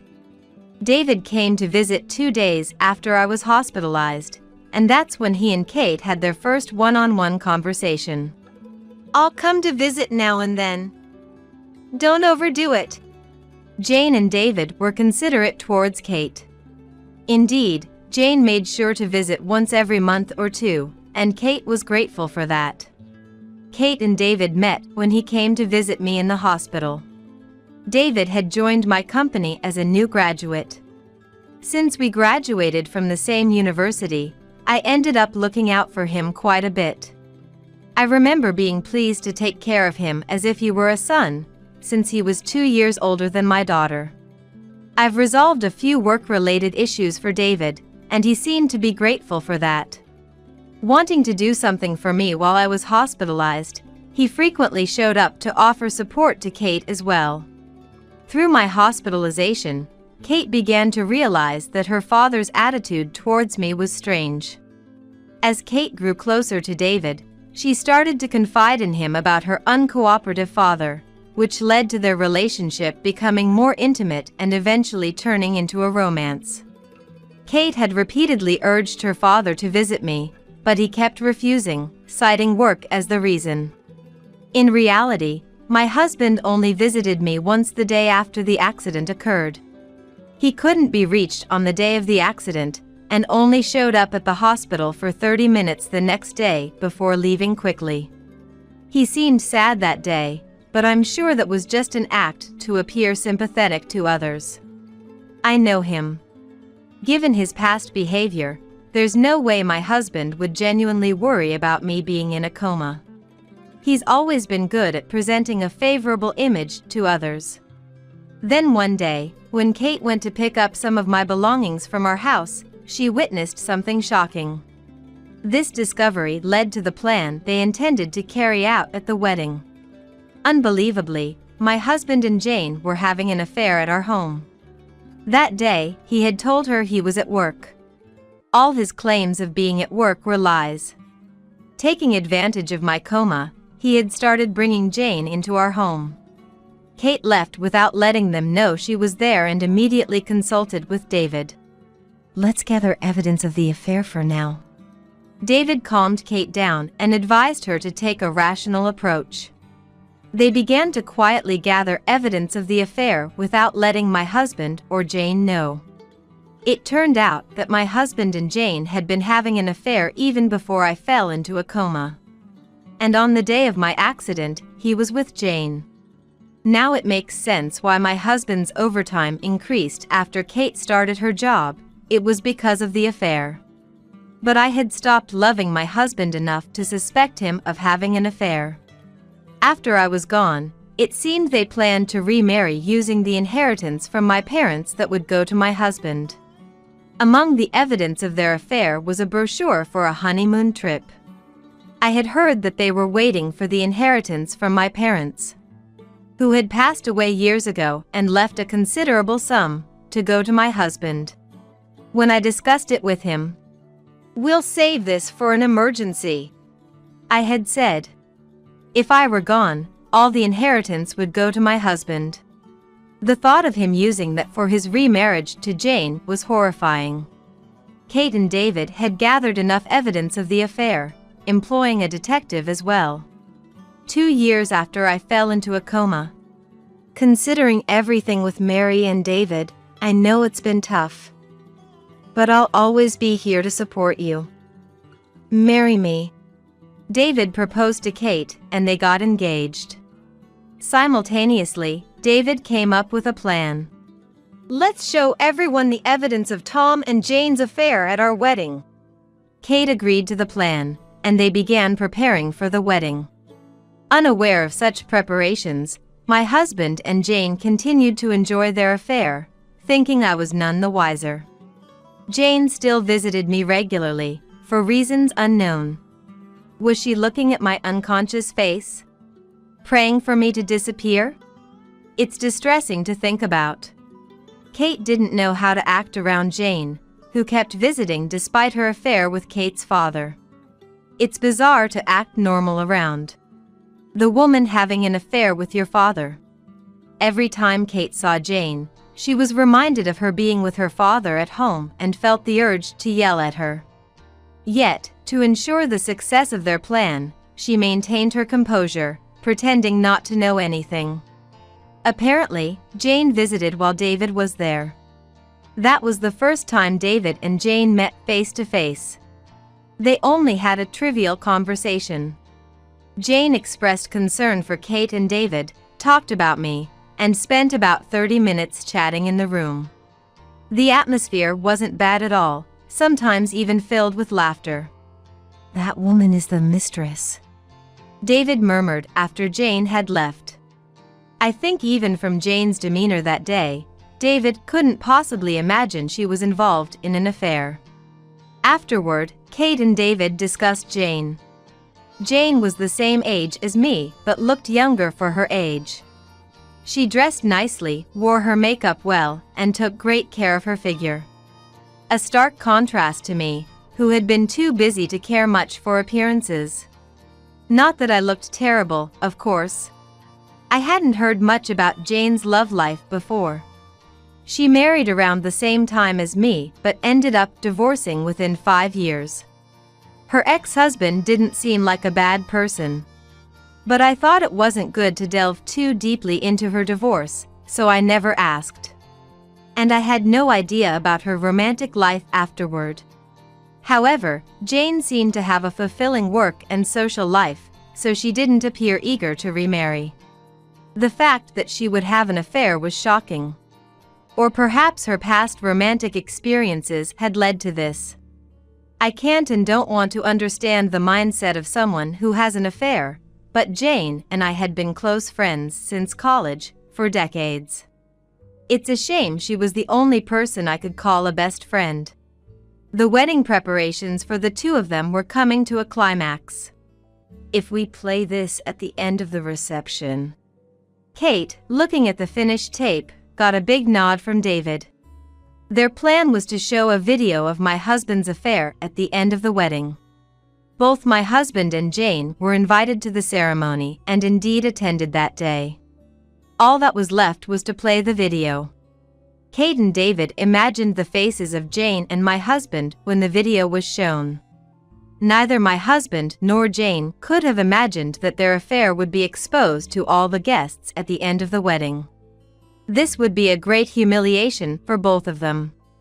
Now, they just had to wait for the wedding day. The plan had progressed smoothly so far. The wedding began as scheduled, and the reception was nearing its end without any issues. Just before the video was to be played, the hospital called to say I had woken up. The wedding was immediately interrupted. Kate and David, still in their wedding attire, hopped into a taxi and came to the hospital, leading to the current moment. This is everything that happened while you were unconscious, Mary. David finished telling the story. My husband had an affair with Jane. After my whisper, no one spoke. In the silent room, I was left to ponder alone. Hearing the story wasn't enough for me to fully believe it. That my husband, not content with just nagging me, would have an affair with my best friend.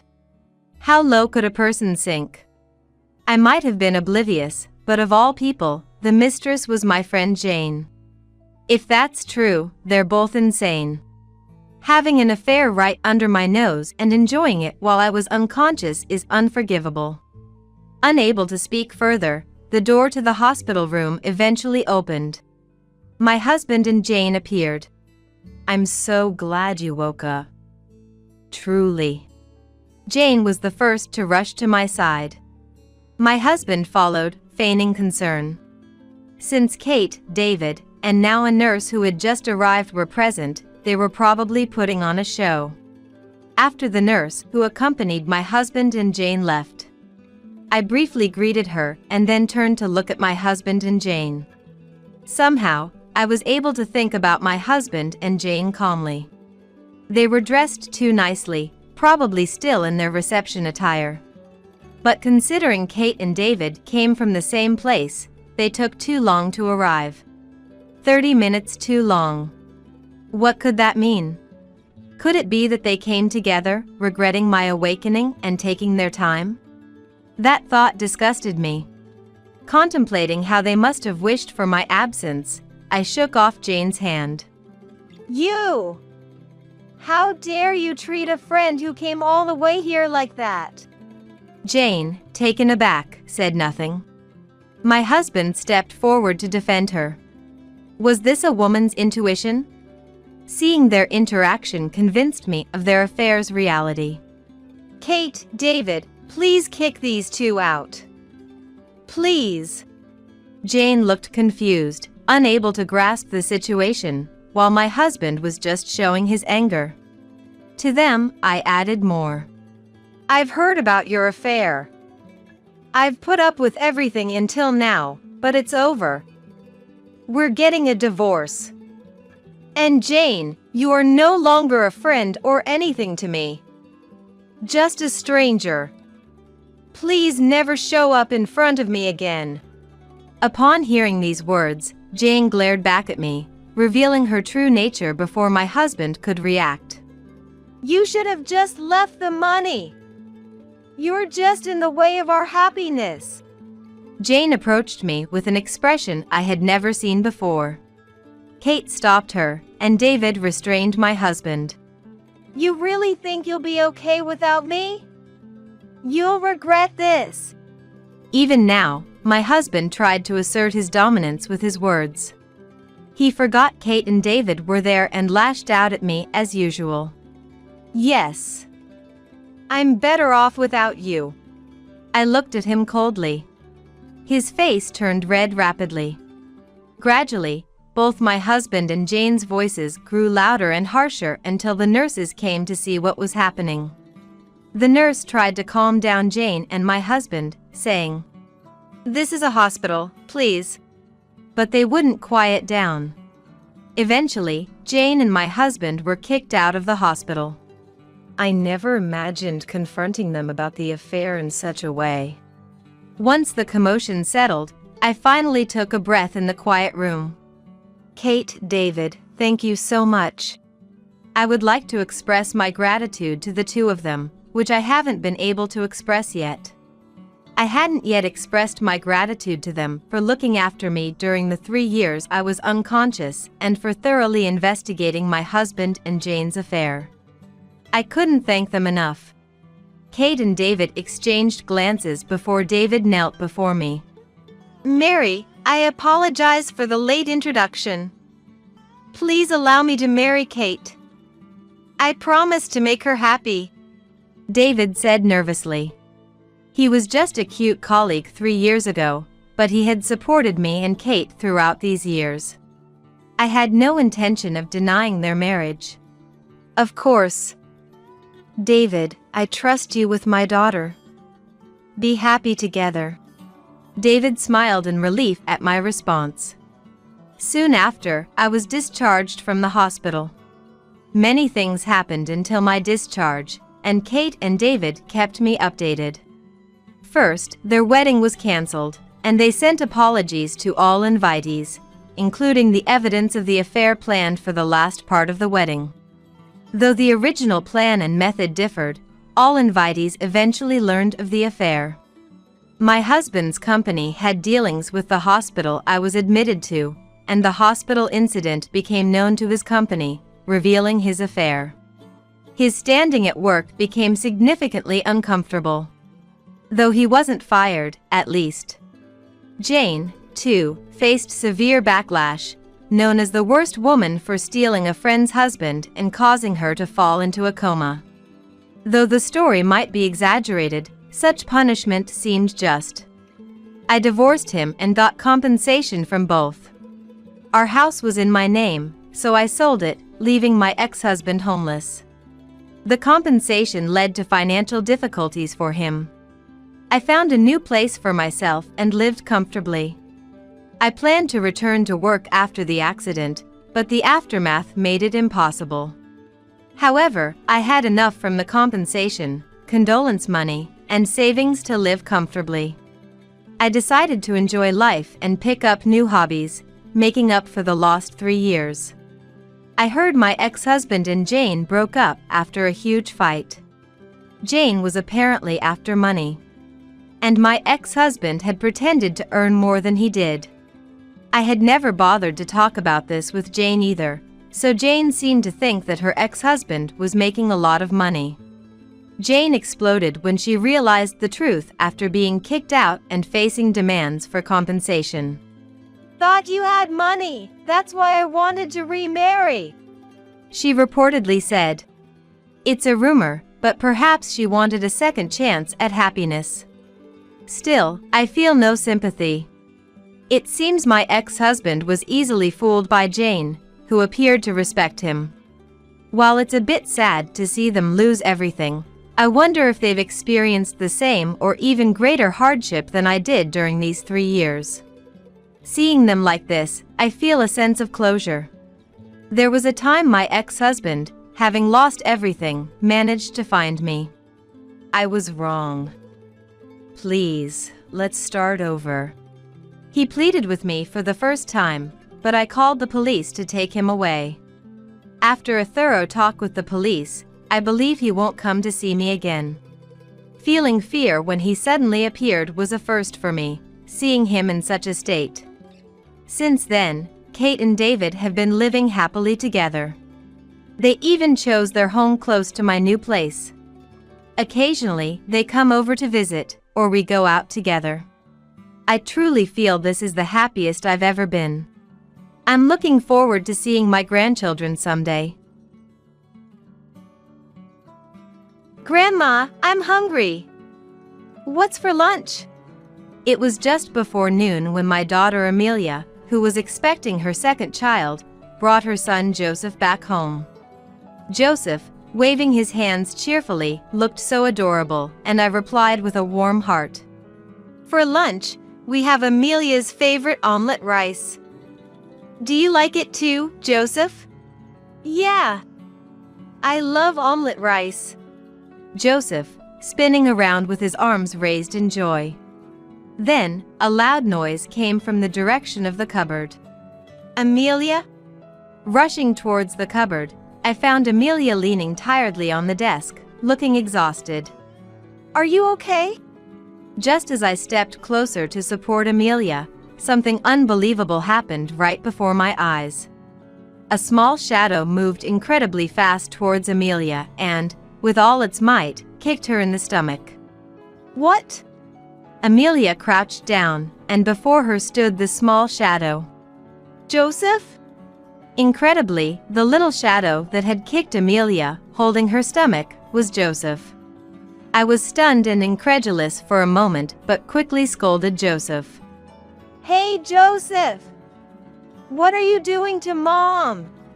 Are you okay, Amelia? I immediately went to Amelia's side and whispered to her. Yes. I'm sorry, I'm sorry, I'm sorry. Amelia kept apologizing desperately. It was a huge shock to me that Joseph, so adorable and honest, would kick Amelia in the stomach. My husband Stephen, having witnessed everything, approached with a look full of anger. Joseph. I won't get mad, but explain why you did that. Joseph, with a puzzled look, said, What? It's discipline? Discipline? What does that mean? I, Olivia, have been supporting my husband Stephen for 35 years, and this year I finally turned 60. We have one child, our 31-year-old daughter Amelia. I've dedicated my life to being a housewife, focusing on household chores and raising our child, while Stephen, even though he worked, always found time to spend with Amelia on weekends and before bedtime. Amelia was the daughter we always wanted, and we raised her with all the love we could give from the moment she was in the womb. Especially Stephen, who had wanted a girl since we got married, showed an incredible amount of adoration. He gave her everything she wanted, from clothes and toys to snacks. And, without telling me, he even took her to game centers and shopping malls, which I found out about when Amelia got older. Amelia grew up to be a straightforward, cheerful girl who never went through a rebellious phase and was always full of smiles. She got married at 28 to Christopher and has been helping out with the restaurant owned by her in-laws in Christopher's hometown. I've only met Christopher's parents at the face-to-face meeting and the wedding, with little interaction otherwise. Christopher seemed serious but strong-willed, yet it appeared that calm Amelia had a softening effect on his personality. We thought Amelia, being our pampered child, would continue to live with us even after marrying Christopher. However, after days of pleading and talking about Christopher, Amelia convinced us, and before we knew it, she had left the family home. For a while after their marriage began, Amelia called us daily. Dad? I made a delicious pot au feu today. Typical Amelia. Your pot au feu is always delicious. Christopher is lucky to eat your wonderful cooking every day. Those simple exchanges filled our days with happiness, but they didn't last long. The calls became less frequent, from every other day to once a week, then once a month. At first, her happiness was evident, but as the calls became less frequent, they were often cut short because the store was busy. Even when Stephen tried every trick to keep the conversation going, he was often cut off. When I messaged Amelia, worried, her replies were not immediate, and sometimes there were days she didn't respond at all, which worried me. The birth of Amelia's first child, Joseph, was also communicated via message. However, after much pestering from Stephen and me, we finally met our much-longed-for grandson when Joseph turned 1, and since then, their visits home have been limited to once or twice a year. Despite feeling uneasy about Amelia's reluctance to come home when asked, time passed, and before we knew it, Joseph was old enough to start elementary school. We hardly heard from Amelia and her family, leaving us clueless about their lives. Stephen mentioned making several calls, but they never connected, much to his dismay. One evening, just after we finished dinner, the phone rang. Hello? Hi Mom, is now a good time? Yes, it's fine. It was Amelia, calling for the first time in 6 months. Perhaps guessing from the look on my face, Stephen glanced over, prompting me to switch to speakerphone so he could hear too. I'm about to give birth and was thinking of coming home, but I wonder if it's an inconvenience? When did you get pregnant, Amelia? Stephen jumped up from his seat, as surprised by my words as I was by the news. Really, Amelia? Did I not mention it? My due date is the 23rd. We had no idea. Really? Sorry, but yeah, I got pregnant. I've chosen a hospital and went for a few checkups. Sorry for the after-the-fact approval. Despite the happy news, Amelia's voice sounded somber and hesitant. Is it really okay? I know you and Dad are busy, and I hate to be a bother. It seemed Amelia was more concerned about imposing on us with her return than the impending birth. A bother? You're always welcome here.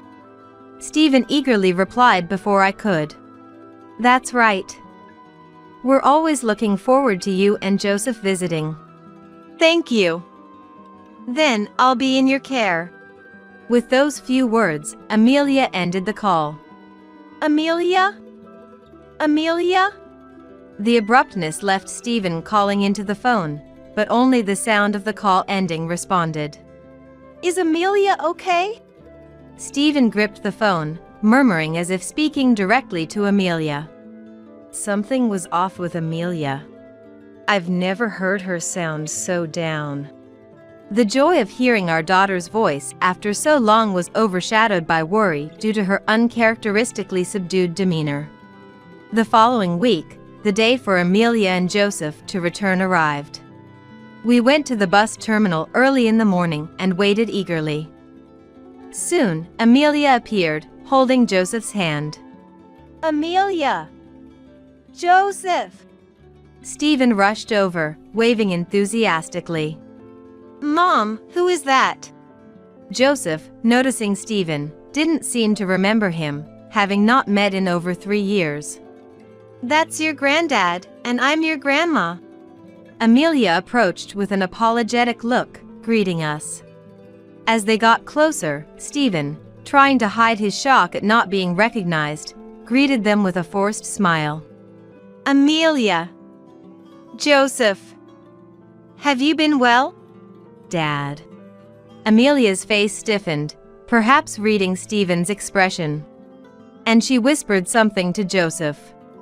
Grandpa, Grandma will be in your care for a while. Of course. Your family, so feel free to rely on us as much as you need.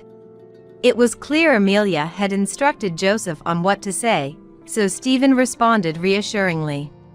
It saddened us to think Amelia felt the need to be considerate towards us, her parents. Joseph, resembling a younger Amelia, seemed to be clingy, constantly seeking praise. Anyway, you must be tired after the long journey. No, it's okay. Yet, Amelia looked noticeably paler and thinner than before. Amelia, have you lost weight? Are you eating properly? Yes. Amelia averted her eyes and began rubbing her arms defensively, avoiding my gaze. Then, noticing Amelia wouldn't even try to meet my eyes, looking downcast, I harbored some doubts. Stephen seemed to notice our daughter's odd behavior as well, suddenly turning serious. Since it's been a while since you've come home, now is the time to be completely spoiled. Yeah, thank you. However, Amelia's hesitant response made Stephen and me exchange glances and tilt our heads in confusion. Arriving home and in an attempt to take a breather, I decided to make some herbal tea, and Amelia entered the kitchen offering to help. Amelia, you can rest, you know? I can do it too, it's okay. Amelia, somewhat forcefully taking a dishcloth and starting to wipe the dining table, had a faint sweat on her forehead. What's gotten into you, Amelia, being suddenly so independent? It was unlike her. She had never even shown a hint of defiance to me before, but now she was turning her back on me as if she had changed. It's nothing big. I've just come to understand the hardships of being a mom. While she diligently wiped, speaking indifferently, she seemed so likely to collapse that I had no choice but to make her lie down in bed forcibly. Mom, I'm okay.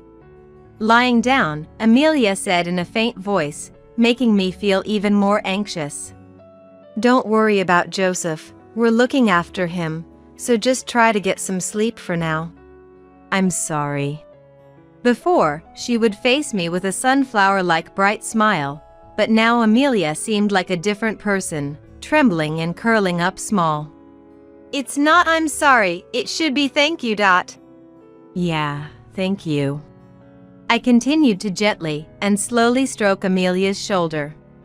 And perhaps due to accumulated exhaustion, she fell asleep in less than 5 minutes. Meanwhile, Joseph, seemingly overflowing with energy, was playing with a toy train with Stephen. Watching them with a smile, I reminded them. Make sure to tidy up after playing. Okay. Joseph energetically raised his hand in response. Good job on responding so well, Joseph. You're a good boy like Amelia. Laughing, I left Joseph with Stephen and went out to shop for lunch preparations. Deciding to shake off an unfocused anxiety, I thought today we'd have Amelia's favorite omelette rice. When I returned from shopping and it was lunchtime, Amelia had just woken up. Did I sleep a lot? Yes, you were sound asleep. What should I do? Her face turned even paler with a frightened expression. Is something wrong? Quick, we need to prepare lunch. Ignoring my attempt to stop her, Amelia moved towards the cupboard as if possessed. Her behavior, more suspicious than I had ever seen, made me feel an increasing sense of foreboding.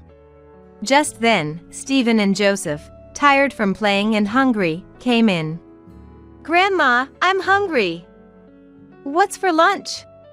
Their waving hands looked so endearing, and I answered warmly. For lunch, we're having Amelia's favorite omelette rice.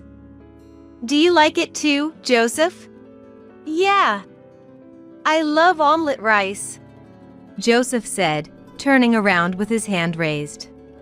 At that moment, a loud noise came from the direction of the cupboard. Amelia? Rushing over to the cupboard, Amelia, not fully recovered, appeared exhausted, leaning on the table. Are you okay? As I took a step closer to support Amelia, something unbelievable happened right before my eyes. A small shadow rushed towards Amelia at an incredible speed, and that shadow, with all its might, kicked Amelia's stomach hard. What? Amelia crouched down, and in front of her stood the small shadow. Joseph? To my astonishment, the small shadow that kicked Amelia, holding her stomach, was Joseph. Stunned and speechless, I snapped back to reality and scolded Joseph. Hey, Joseph! What are you doing to Mom? I quickly went to Amelia's side and whispered to her, Amelia, are you okay? Yes. I'm sorry. For some reason, Amelia kept desperately apologizing. The sight of Joseph, so adorable and obedient before, kicking his mom's stomach was a huge shock to me. Stephen, having witnessed the whole scene, approached with an angry expression. Joseph, I'm not angry, but explain why you did that. Stephen tried to remain as calm as possible, but it was clear he was struggling to contain his anger, clenching his fists. However, Joseph looked puzzled. Huh? It's discipline, right? Discipline? I didn't understand what he meant, but first, I had to help Amelia. Amelia!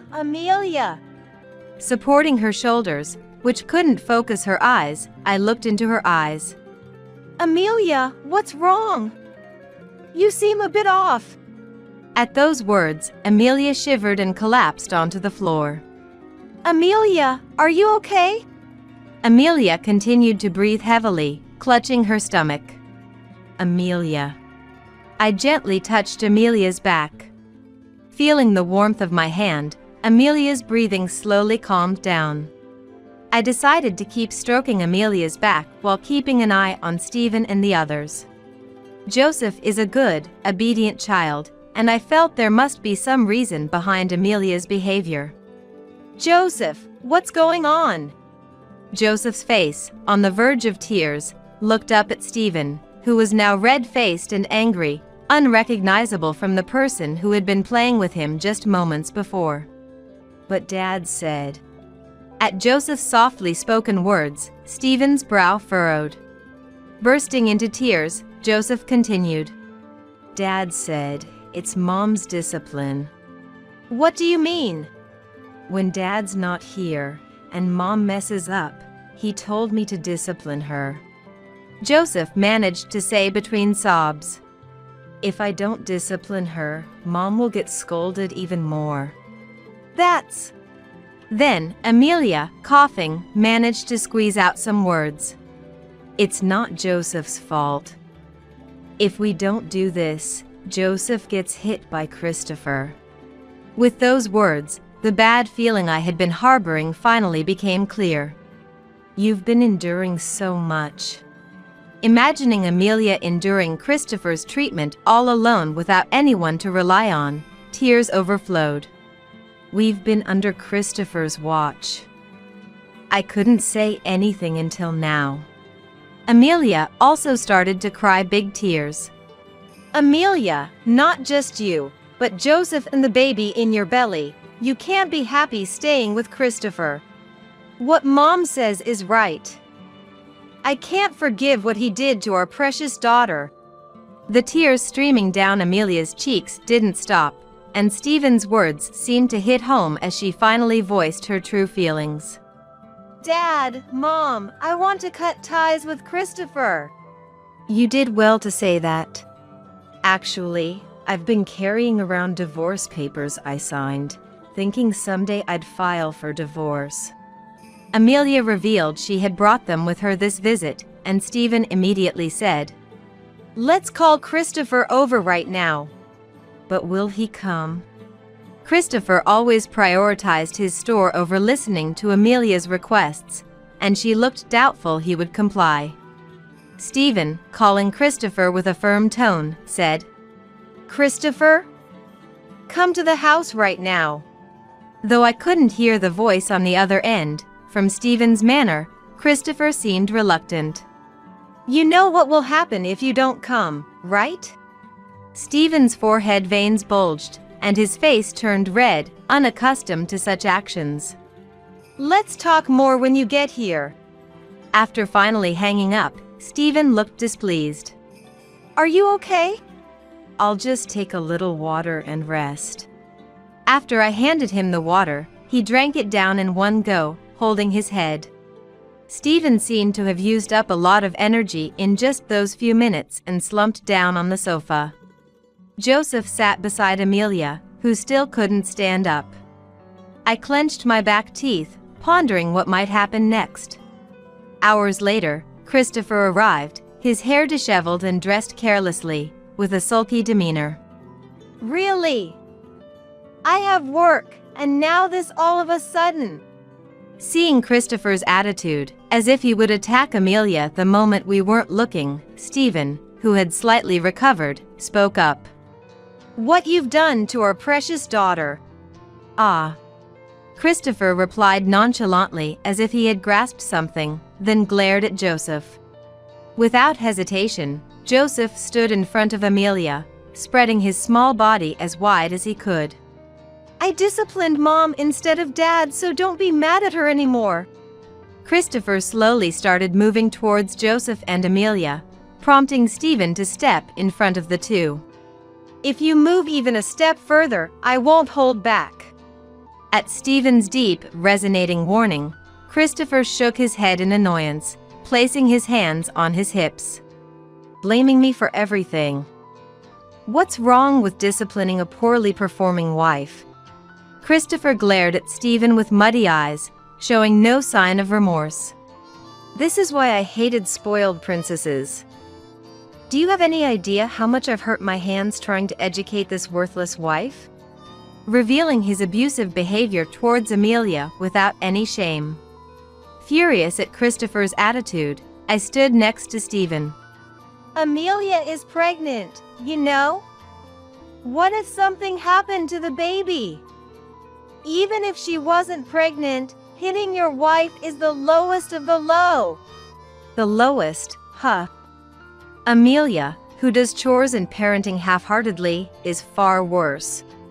Christopher started saying unbelievable things while scratching his head. "Lately, I've been having Joseph do the disciplining because I don't want to waste time on this useless wife. But he can't do it right, just like his mom." As if discussing tomorrow's weather, he casually mentioned how he would hit Joseph for not disciplining properly, then Amelia even more harshly. "That's unforgivable." Discovering the unimaginable hardships his beloved daughter had been shouldering, Stephen burst into tears. "Am I really that bad? I was raised this way, and making a fuss over this seems ridiculous. Apparently, Christopher's parents were aware of and complicit in his actions towards Amelia. Seriously, give me a break. It's ridiculous that I'm being blamed. Christopher showed no remorse, instead acting as if he were the victim. Listen here. Stephen's anger exploded, and he disappeared into the next room, only to return with several documents. I don't care about your family, but Amelia and you are getting a divorce. He then thrust a document at Christopher. Christopher raised his eyebrows slightly upon seeing it. The document Stephen presented was the divorce petition signed by Amelia. Stephen had received the divorce petition from Amelia before Christopher arrived. I don't mind divorcing Amelia. Christopher fluidly signed the divorce petition and handed it back to Stephen. Securing the petition with both their signatures, Stephen prepared another document. Also, I thought Amelia might need support, so I've been financially supporting your parents' store. I want it all back. As he piled on with another document, Christopher's eyes widened and he collapsed to the ground. The second document, signed by Stephen, related to the financial support, detailing the total amount of support and the possibility of a lump sum repayment as per Stephen's discretion. As an executive of a large company, Stephen had provided significant financial support to Christopher's parents' store, amounting to $100,000. Sitting on the floor, Christopher finally spoke. I can't give up Joseph, the heir. And there's no way I can repay the funds.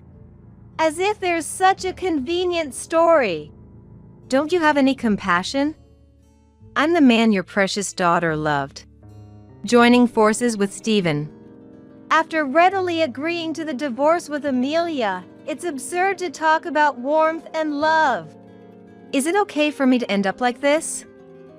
Amelia? Desperate, Christopher turned his anger towards Amelia.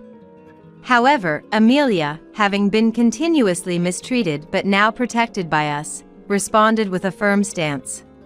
I don't care what happens to you. As long as I have Joseph and the baby, I'll be happy. So that's how it is.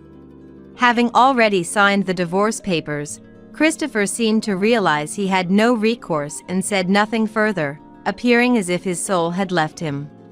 Afterward, Amelia and Christopher's divorce was finalized, and with the loss of Stephen's financial support, Christopher's parents' shop suffered greatly. Faced with financial difficulties, Christopher accumulated debt in an attempt to save the business, but it ultimately failed miserably. Simultaneously, rumors of Christopher's violence towards Amelia and Joseph spread among the neighbors, leading to Christopher being ousted from his family home. Christopher has since been struggling to repay his debts, recognized as a violent man, working tirelessly day and night in a factory located in a remote area, far from his hometown. With Christopher out of the picture, Amelia, having gained custody of Joseph, returned to live with us. On a comfortably sunny autumn day, a healthy cry could be heard from the hospital room. Amelia, how is it? Stephen, as always, charged towards Amelia like a wild boar, prompting me to quickly calm him from behind. Dear, you'll startle the newborn with that kind of energy. Oh, sorry. Stopping in front of Amelia as if slamming on the brakes, Stephen flashed a smile as sweet as melted ice cream. She looks just like Amelia, a beautiful girl. Thank you. With a serene smile, Amelia looked completely relieved. That smile was indeed the full-bloom sunflower we knew Amelia could be. Mom! Joseph, who had been restlessly waiting, approached Amelia happily. Joseph, you're a big brother now, say hello. The baby, just ceased crying, gazed into Joseph's large eyes. I'm your big brother. The baby, grasping Joseph's tentatively extended hand, seemed to smile as if responding. How adorable! Joseph, with his hand firmly grasped in return, immediately showed a brave face befitting a big brother. Have you decided on a name for her? Stephen asked Amelia with a smile. I'm thinking of naming her Emma. Amelia's words, spoken cheerfully, resonated deeply with me. Thank you, Emma, for being born safely. My spontaneous words made both Stephen and Amelia nod quietly, their eyes moist. After being discharged, Amelia and her family brought vibrant life to our home. Miraculously, Amelia bore no physical scars, and the newly born Emma was the epitome of health, always smiling. Kayla, you do realize you're a farmer, right? Please don't touch Samuel with those dirty, soil-stained hands. I hate even having to interact like this. No filthy poor people allowed. Please stay away from now on. I've never even had the chance to hold Samuel. Ever since we met, Naomi has treated me like an enemy, saying mean things and showing me a terrible attitude. Because of that, my heart has already reached its limit. Why is being a farmer something to be frowned upon? I'm just doing my job. I've resisted bending to Naomi's unreasonable behavior up until now, but even that has its limits. Yet, God hasn't abandoned me. My name is Kayla, a widow in my 50s. I live with my son Kenneth and his wife Naomi after my husband passed away. Our family has been farming for generations, and I've continued to work on the farm, inherited from my ancestors. Kenneth, already married, stayed to take over the farm. He's a hard worker and proactive in farming. But to be honest, things haven't been going well with Naomi. Naomi, can we talk? I want to check on the farm. Will you come with me? One day, I invited her with those words. There's a reason I spoke up like this. Marrying Kenneth essentially means taking over the farm. Kenneth understands this well and actively studies farming, but Naomi doesn't seem very enthusiastic about the work. I understand that farming might be seen as a tough and dirty job, especially by the younger generation. I thought the same when I was younger. But once you start, it can be unexpectedly rewarding. Naomi hasn't even set foot in the field yet, and at this rate, she might never discover that sense of fulfillment. So, I thought about going to the field with her to help her find that satisfaction. However, Naomi's response to my invitation was far from positive. To the field? Why? I hate the idea of going to such a dirty place. If you must go, please go alone, Kayla. I'll be relaxing in my room. Don't say that. This job isn't as dirty as you make it out to be. You might even find it enjoyable if you actually give it a try. A little visit wouldn't hurt, would it? It's not like that at all. I genuinely hate farming. Bugs come out, the vegetables are dirty. Isn't it awful to force someone to come to the field? Kayla, this is harassment, you know. Harassment, she said, and I couldn't help but let out a surprised huh. That was never my intention. It was meant to be a gesture of concern, hoping to slightly erase her aversion to farming. Yet Naomi continued. If you understand, then please never ask me to farm again. I didn't marry for your sake, you know. If you say something like this again, I might consider divorce. With that, she spat out her words and returned to her room. I thought about discussing this with Kenneth, but he's so positive about farming and works hard every day, I just couldn't bring myself to tell him. So, I decided not to report this incident with Naomi to him, and from then on, I aimed to live a life that didn't upset her, avoiding any confrontation. But even that didn't go well. In front of Kenneth, Naomi was very kind and dependable. However, the moment Kenneth was away, in the field or out shopping, Naomi would transform entirely. I have no intention of doing the housework, just so you know. If you want housework done, Kayla, do it yourself. I'm not a housekeeper. Kayla, wasn't today's dinner a bit too careless? It was so bad, I thought I would vomit. I managed to eat it, but when I think that Kenneth has been eating such food since he was little, I feel so sorry for him. Naomi's heartless words kept coming. Each time I faced them head-on, I felt my heart aching. Why do I have to be subjected to such unreasonable words? What have I done to deserve this? No matter how many times I asked myself, no answer came. And seeing me worn out, Naomi would laugh again. Kayla, you really aren't cut out to be a person. To think such a person is my mother-in-law, I can't help but worry about the future. I'm sure Kenneth doesn't rely on you much either. Elderly people like you should retire from work soon. Stop forcing the farm onto him. We have our own things we want to do. So, Kayla, please just disappear from our world. I'm sorry. The only words I could muster in response to her barrage were I'm sorry. I was so broken that I couldn't think of any words of defiance. Days like this continued, and I eventually developed insomnia. Yet, somehow, I kept pushing myself in my work. Naomi might think farming isn't a big deal, but knowing there are people waiting for the vegetables I grow, I couldn't afford to take a break. Mom, are you okay? You look a bit haggard. Watching me weaken day by day, Kenneth expressed his concern. But Kenneth only sees the good side of Naomi. He's unaware of the cruel words she hurls at me. I wonder what would happen if he found out.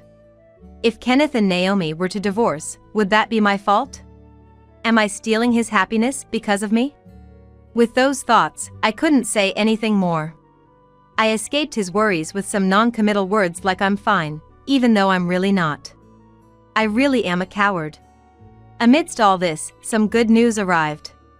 Naomi was pregnant. Feeling unwell, Kenneth took her to the hospital, where they received the diagnosis. That day, the house was filled with a celebratory mood. Naomi seemed to be in a good mood too, not hurling her usual cruel words at me.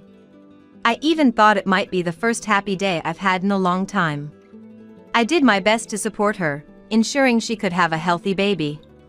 I prepared meals with plenty of nutrients and fresh vegetables, and knowing that wouldn't suffice, I also made sure to serve delicious meat and fish dishes.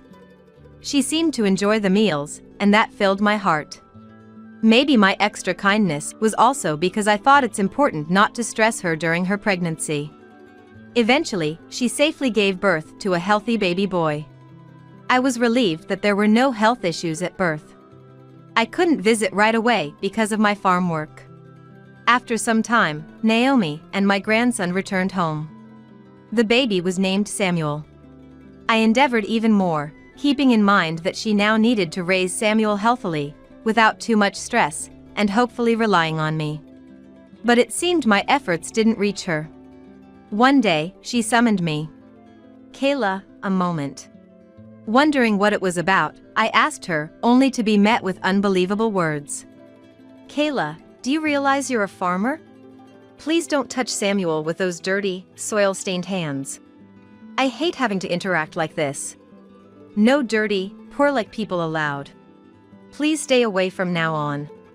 What? I was dumbfounded by her abrupt words. Seeing my reaction, she laughed even more.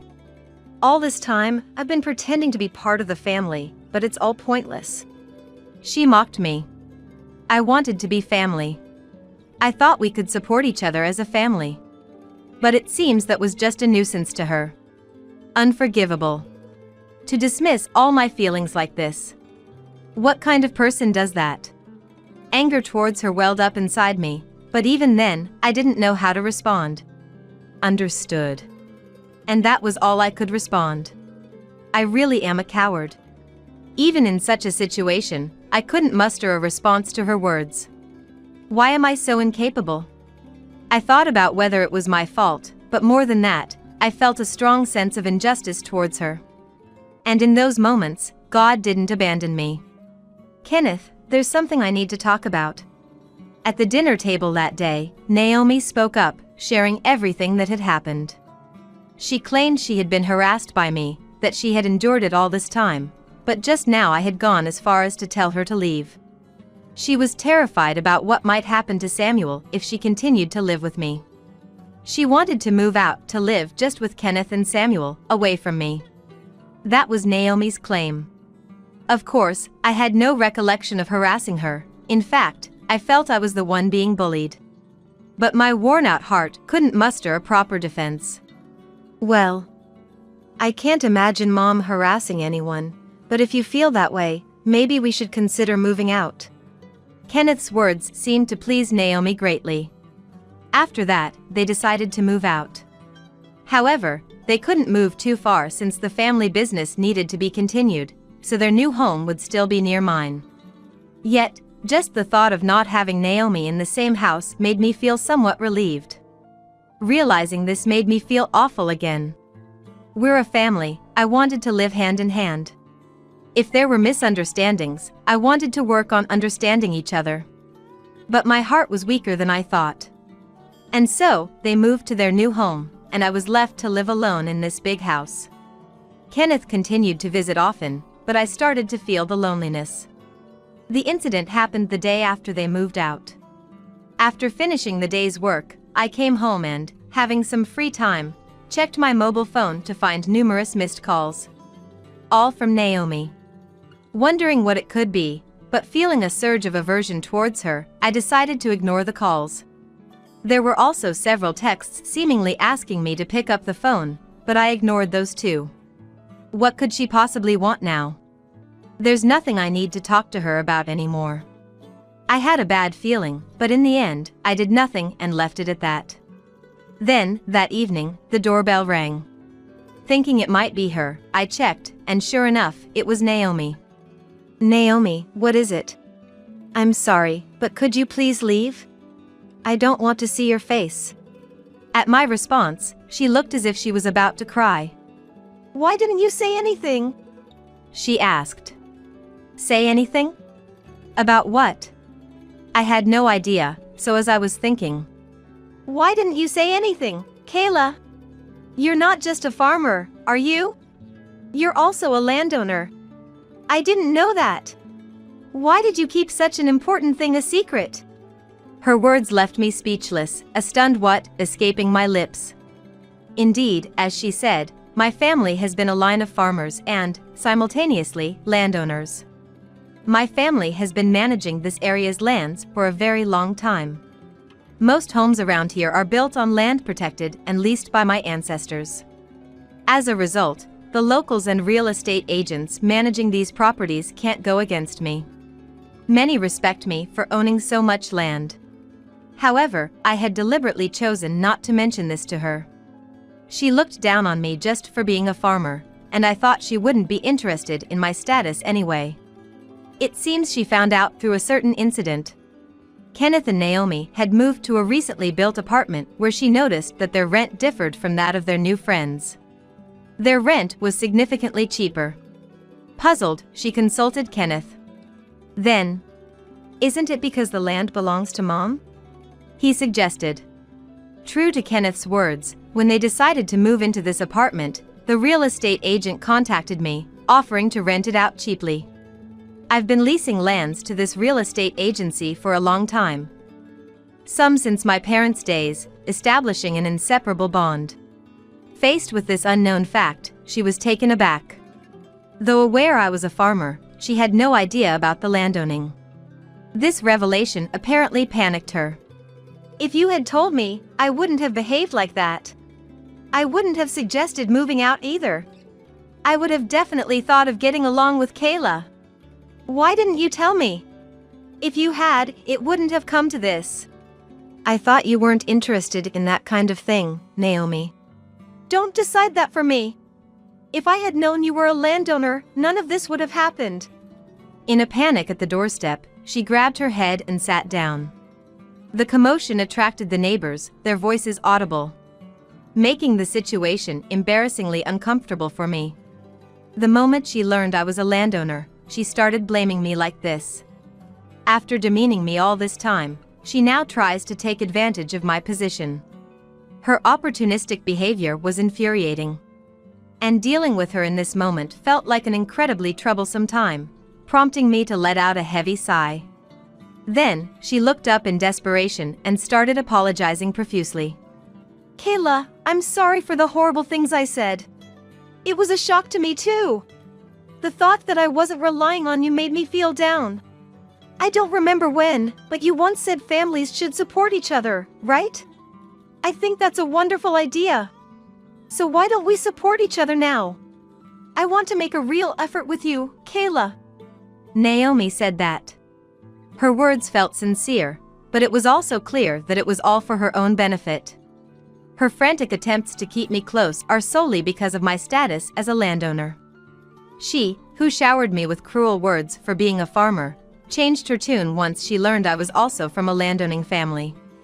Dissatisfied with her behavior, I coldly dismissed her desperate pleas. No matter what you say, I no longer intend to join hands with you, Naomi. I remember every harsh word you threw at me. They haunt my dreams, and I still can't sleep well. Life became a bit more peaceful without you, and the thought of returning to that hellish existence disgusts me. Please, don't ever show your face to me again. I don't want to see you ever again. As I spoke, she hung her head, then pleaded even more desperately. Does this mean you won't even hold Samuel? You might dislike me, but Samuel is your grandson. Won't you look after him? Isn't it heartless to ignore your own flesh and blood? Unbelievable. I do feel sorry about Samuel. After all, none of this is his fault or Kenneth's, it's all her doing. But that's a separate issue. Once I've decided not to interact with her, it's inevitable that my involvement with Samuel will decrease. She, the very cause of this situation, still acts as if I'm the one at fault, which only adds to my disgust. Yet, she doesn't seem ready to leave. Seeing me fall silent, perhaps she grew desperate and threw more selfish words at me. Her expression was indeed one of utter desperation. I understand that what I did is unforgivable. I've done things that should anger you, Kayla, and for that, I'm truly sorry. But please, don't abandon me. My heart has changed. I'm filled with a desire to make things right with you. Let's stop this sad separation. We're family, we should support each other, filling in where the other falls short. I'll properly engage in the farm work, I promise. So, please forgive me. Her eyes were bloodshot, clearly desperate to cling to our relationship. The old me might have been swayed by her plea, offering kind words and striving to work together as a family. But now, she is nothing but a destructive force in my life, not a cherished family member. No matter how much she pleads or professes her desire to live together, my mind is made up. I've already given up on her. I'm sorry, but continuing with you is impossible. Your words have hurt me deeply, time and again. I can't endure that life anymore. Being tossed around by you is beyond my limit. Sure, I feel sorry for Samuel and Kenneth, but my heart can't take it anymore. That's... Naomi murmured. Please, don't involve me anymore. And that means forever. I don't consider you part of my family. So, goodbye. The doorbell rang several more times, but after a while, perhaps noticing the neighbor's stares, she finally went home. I never imagined she would come to me like this. All because of my position. But I couldn't call such a person family. The incident spread around the neighborhood and eventually reached Kenneth, leading to a massive argument between him and Naomi. He learned of her behavior towards me, became furious, and even brought up divorce. She desperately tried to avoid it, but once it went to court, the matter was settled. He successfully gained custody of Samuel. It seems she often left the child rearing to him, which might have impacted Samuel's character if it had continued. So, I believe this outcome is for the best. After the verdict, she returned to her parents' home, but it appears Kenneth had informed them of her behavior towards me, and they eventually turned her away. Now, she's working part-time at a small company, barely making ends meet, and living in an old apartment. On the other hand, my life has also changed. Kenneth brought Samuel to my house. Now, Kenneth and I are supporting each other, jointly raising Samuel. After the incident, the neighbors expressed their concern, but I've regained my strength and am back to farming. Kenneth is serious about taking over the family business in the future. The whole ordeal with Naomi was a disaster for both of us, but I hope that one day he finds a partner with whom he can truly collaborate and support.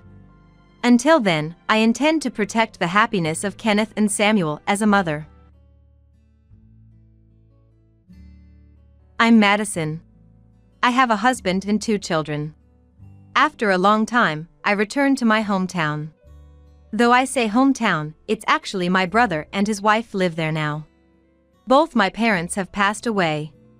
Looking at this house brings back memories.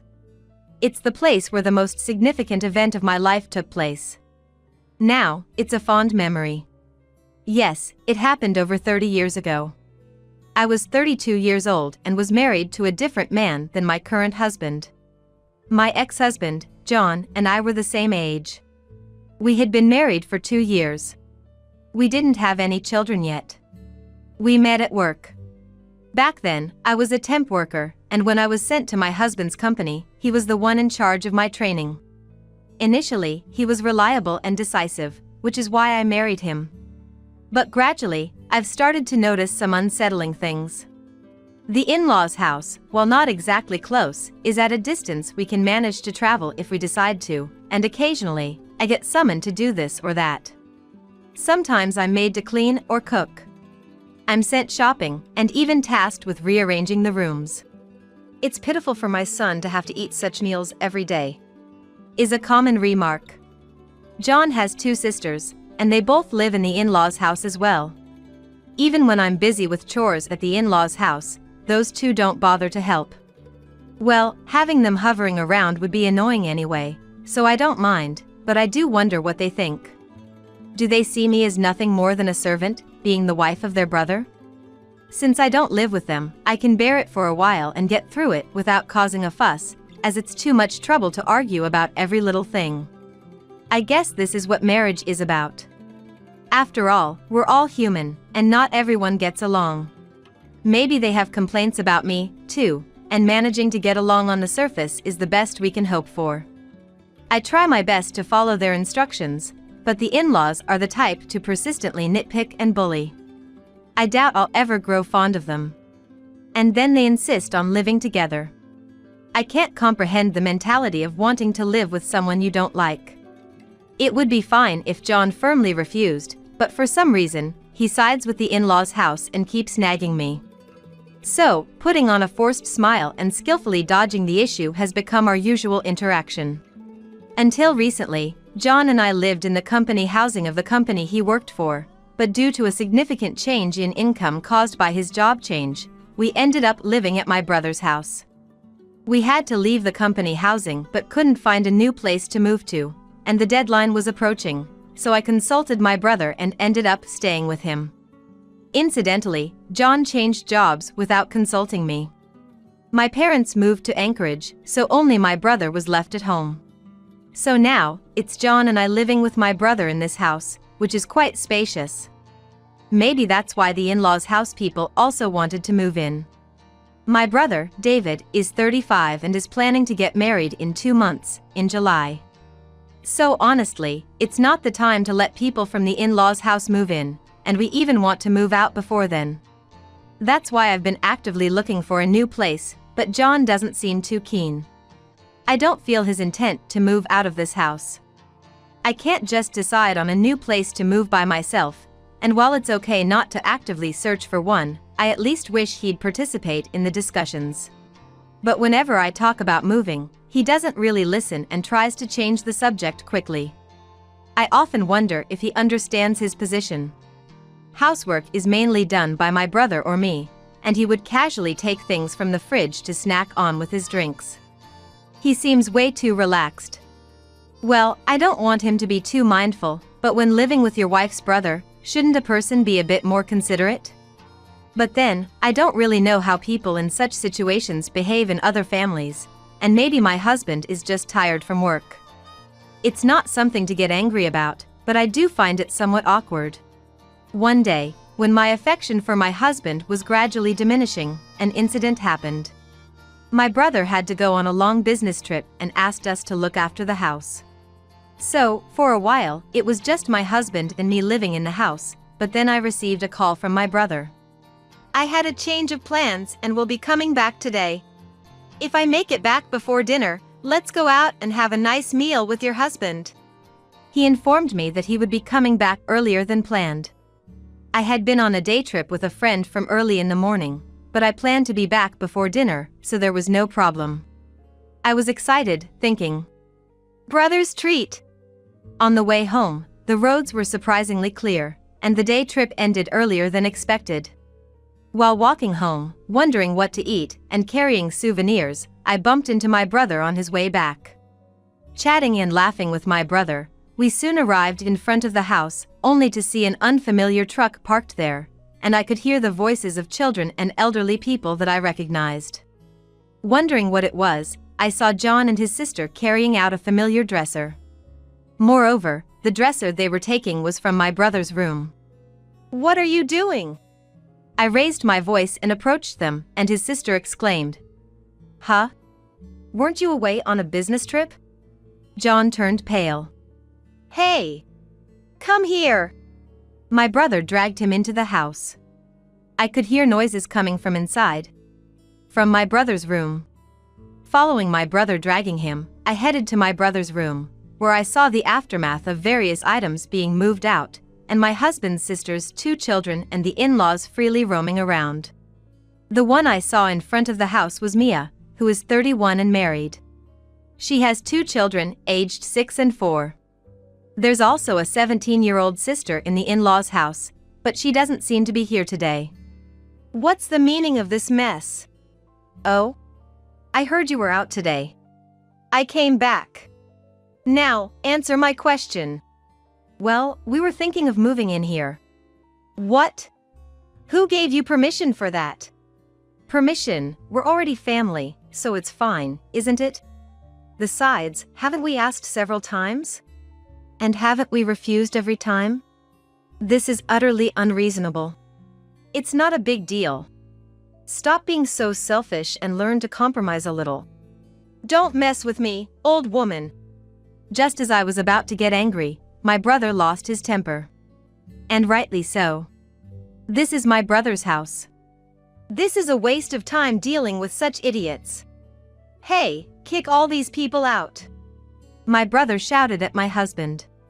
Mother-in-law Sophia was making a fuss about how the elderly are treated, but no one paid her any mind. The in-laws and Mia's children were pushed onto Mia, and they were forcibly sent away. My brother caught John as he was about to leave with them and angrily shoved him into the closet. Apparently, my brother was often locked in the closet when he was scolded as a child, so it was a reflex action.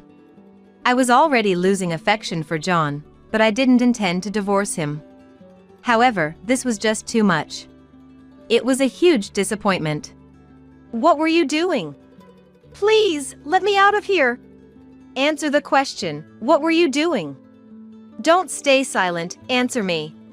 I'm scared. Scared? Can't you explain what you've done? I'm sorry, please forgive me. Before talking about forgiving, tell me what you did. I'm sorry, I'm sorry. What kind of adult cries like that? Answer me quickly. Realizing that this conversation was going nowhere, my brother left John locked in the closet and went to inspect the room.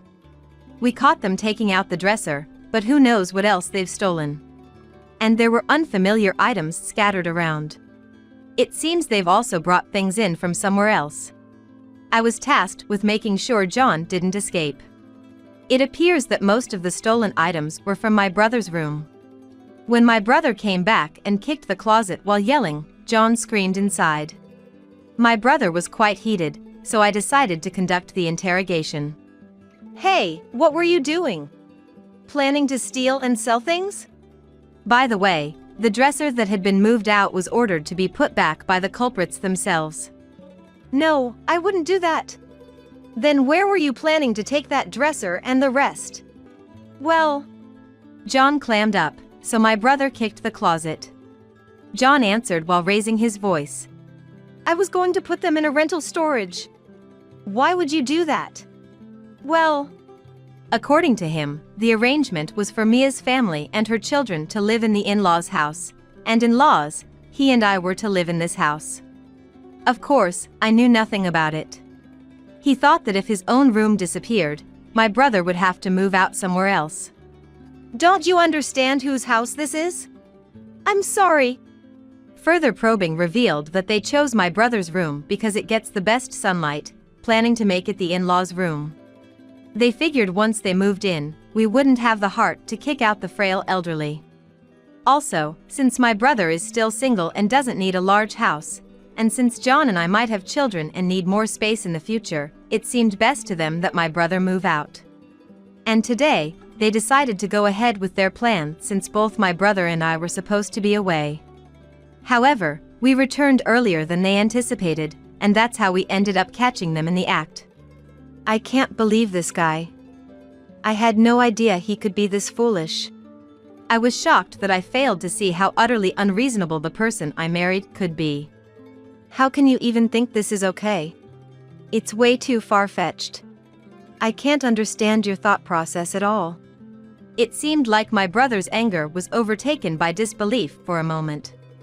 Did he seriously think he could take over someone's house, force us to move out, and that we would just quietly accept it? Unless he believed the world revolved around him, I can't fathom how he came up with such an idea. Looking around my brother's room, I noticed unnatural gaps in the shelves where he kept his games and manga. Hey, you took the games and manga, didn't you? Did you move those to the storage too? It felt odd if he was planning to move everything to the rental storage, so I asked, and John fell silent again. Answer me. I pounded on the closet, urging him to respond. I lent them to my sister. What? You can't just lend out someone else's stuff. He was spot on. I was planning to return them before you got back. That's not the point. Further questioning revealed that he had been doing this for some time, lending things out bit by bit so it wouldn't be noticed. This time, he got bold because my brother was away from home for a while. And you took the model kits too, didn't you? My brother loves model kits and has many in his room. Just earlier, Mia's kids had broken some, and he was furious. He also has many unopened model kits in boxes. I don't quite understand it, but it seems to be a thing among model kit enthusiasts. He's been hoarding them, planning to build them eventually. I sometimes wonder why he buys so many, but they are his, after all. I just gave them away because my sister's kids wanted them. John confessed in a barely audible voice. Don't just give away someone's treasured items. Some of them are rare. Do you even understand your position? You moved in here because you don't earn enough, didn't you? And by the way, this house belongs to our parents. We've talked about this before, right? Even if you managed to drive my brother out, it wouldn't become yours. How can you not understand that? Don't disappoint me too much. The in-laws had been demanding we live together. I always brushed them off, but maybe I should have firmly refused, considering it came to this. Though, I never could have predicted something like this. My brother dragged John out. He was almost crying. My brother made him write a letter of reflection, while John meekly wrote the letter, stumbling over his words. This wasn't the kind of situation that could be resolved with a letter of reflection. Unsure what to do, I called our parents and reported what happened. They suggested calling the police and a lawyer, so I did as advised. The lawyer gave me a number to call, which was a relief. After the lawyer arrived and we discussed the situation, it turned out that the case was somewhat ambiguous, so we ended up settling. We had the in-laws write an affidavit, agreeing to sue them in civil court only if they breached the agreement. At the same time, I also discussed the possibility of divorcing him. Since we don't have children and don't share much property, the process should be smooth. The amount I could receive from the divorce settlement would be minimal, but considering our living situation, I wasn't expecting a large sum anyway. I had Mia return the items she had borrowed earlier. My brother was checking their condition. The manga had oil stains and some scribbles on it. The games and model kits seemed to be intact. We decided to have the in-laws take back all the manga and compensate us with new ones later. It seems the in-laws are quite weak when faced with authorities like the police or lawyers, as they complied quite obediently, which was frightening in its own way. When things had somewhat calmed down, I asked John again, And it turned out he thought it was unthinkable to refuse to live with the in-laws since we got along well with them. He assumed it was just out of politeness. He was sure that deep down, we wanted to live together. He thought that my brother-in-law, being kind, would give up his room for Mia's happiness. And wouldn't kick out the elderly since he's so kind. He was convinced that my brother would agree. I sighed. Did John mistake me and my brother for saints or something? Sure, I don't like the in-laws, but as a wife, I tried to maintain a proper relationship, and thanks to that, things seemed to go quite well on the surface. My brother also treated John with a certain degree of courtesy because he was my husband. I guess that's why he got the impression that we are kind people. But that's just a normal part of human interaction. In maintaining smooth human relations, people put on a mask, so to speak, utter social niceties, and say things they don't mean. And the other person, understanding that, doesn't take the words or attitudes at face value but tries to imagine the real intention behind them and thinks about how to react appropriately.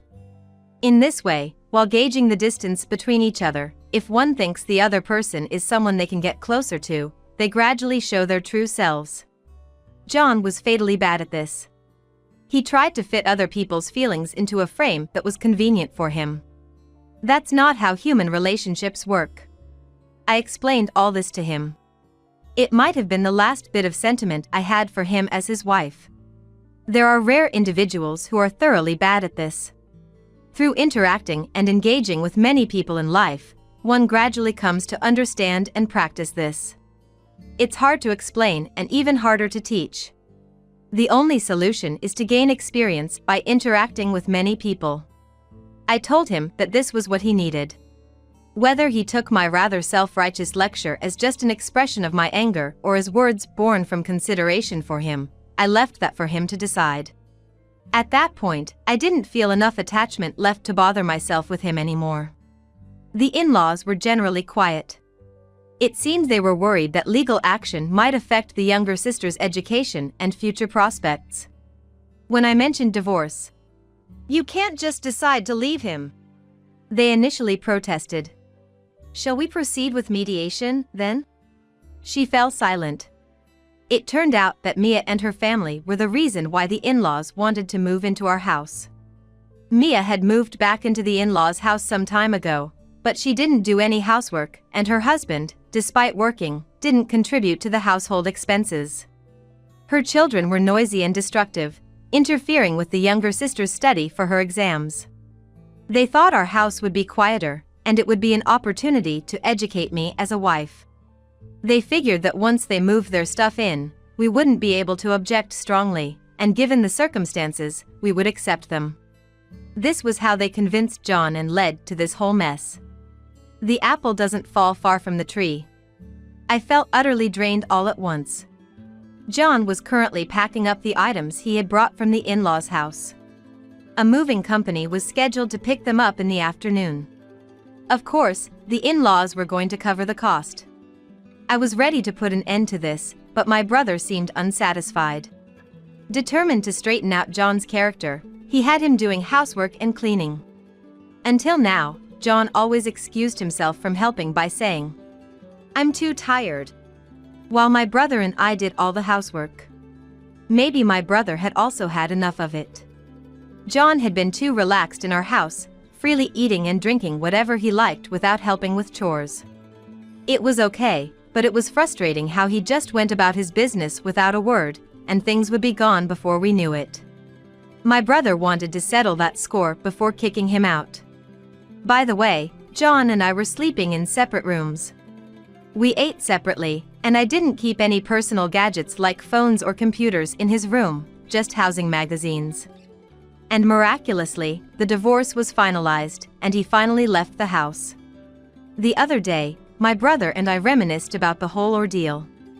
After all that, I met another man, built a family, and now it's been over 30 years. Life sure has its ups and downs, but being able to look back calmly probably means I'm happy now.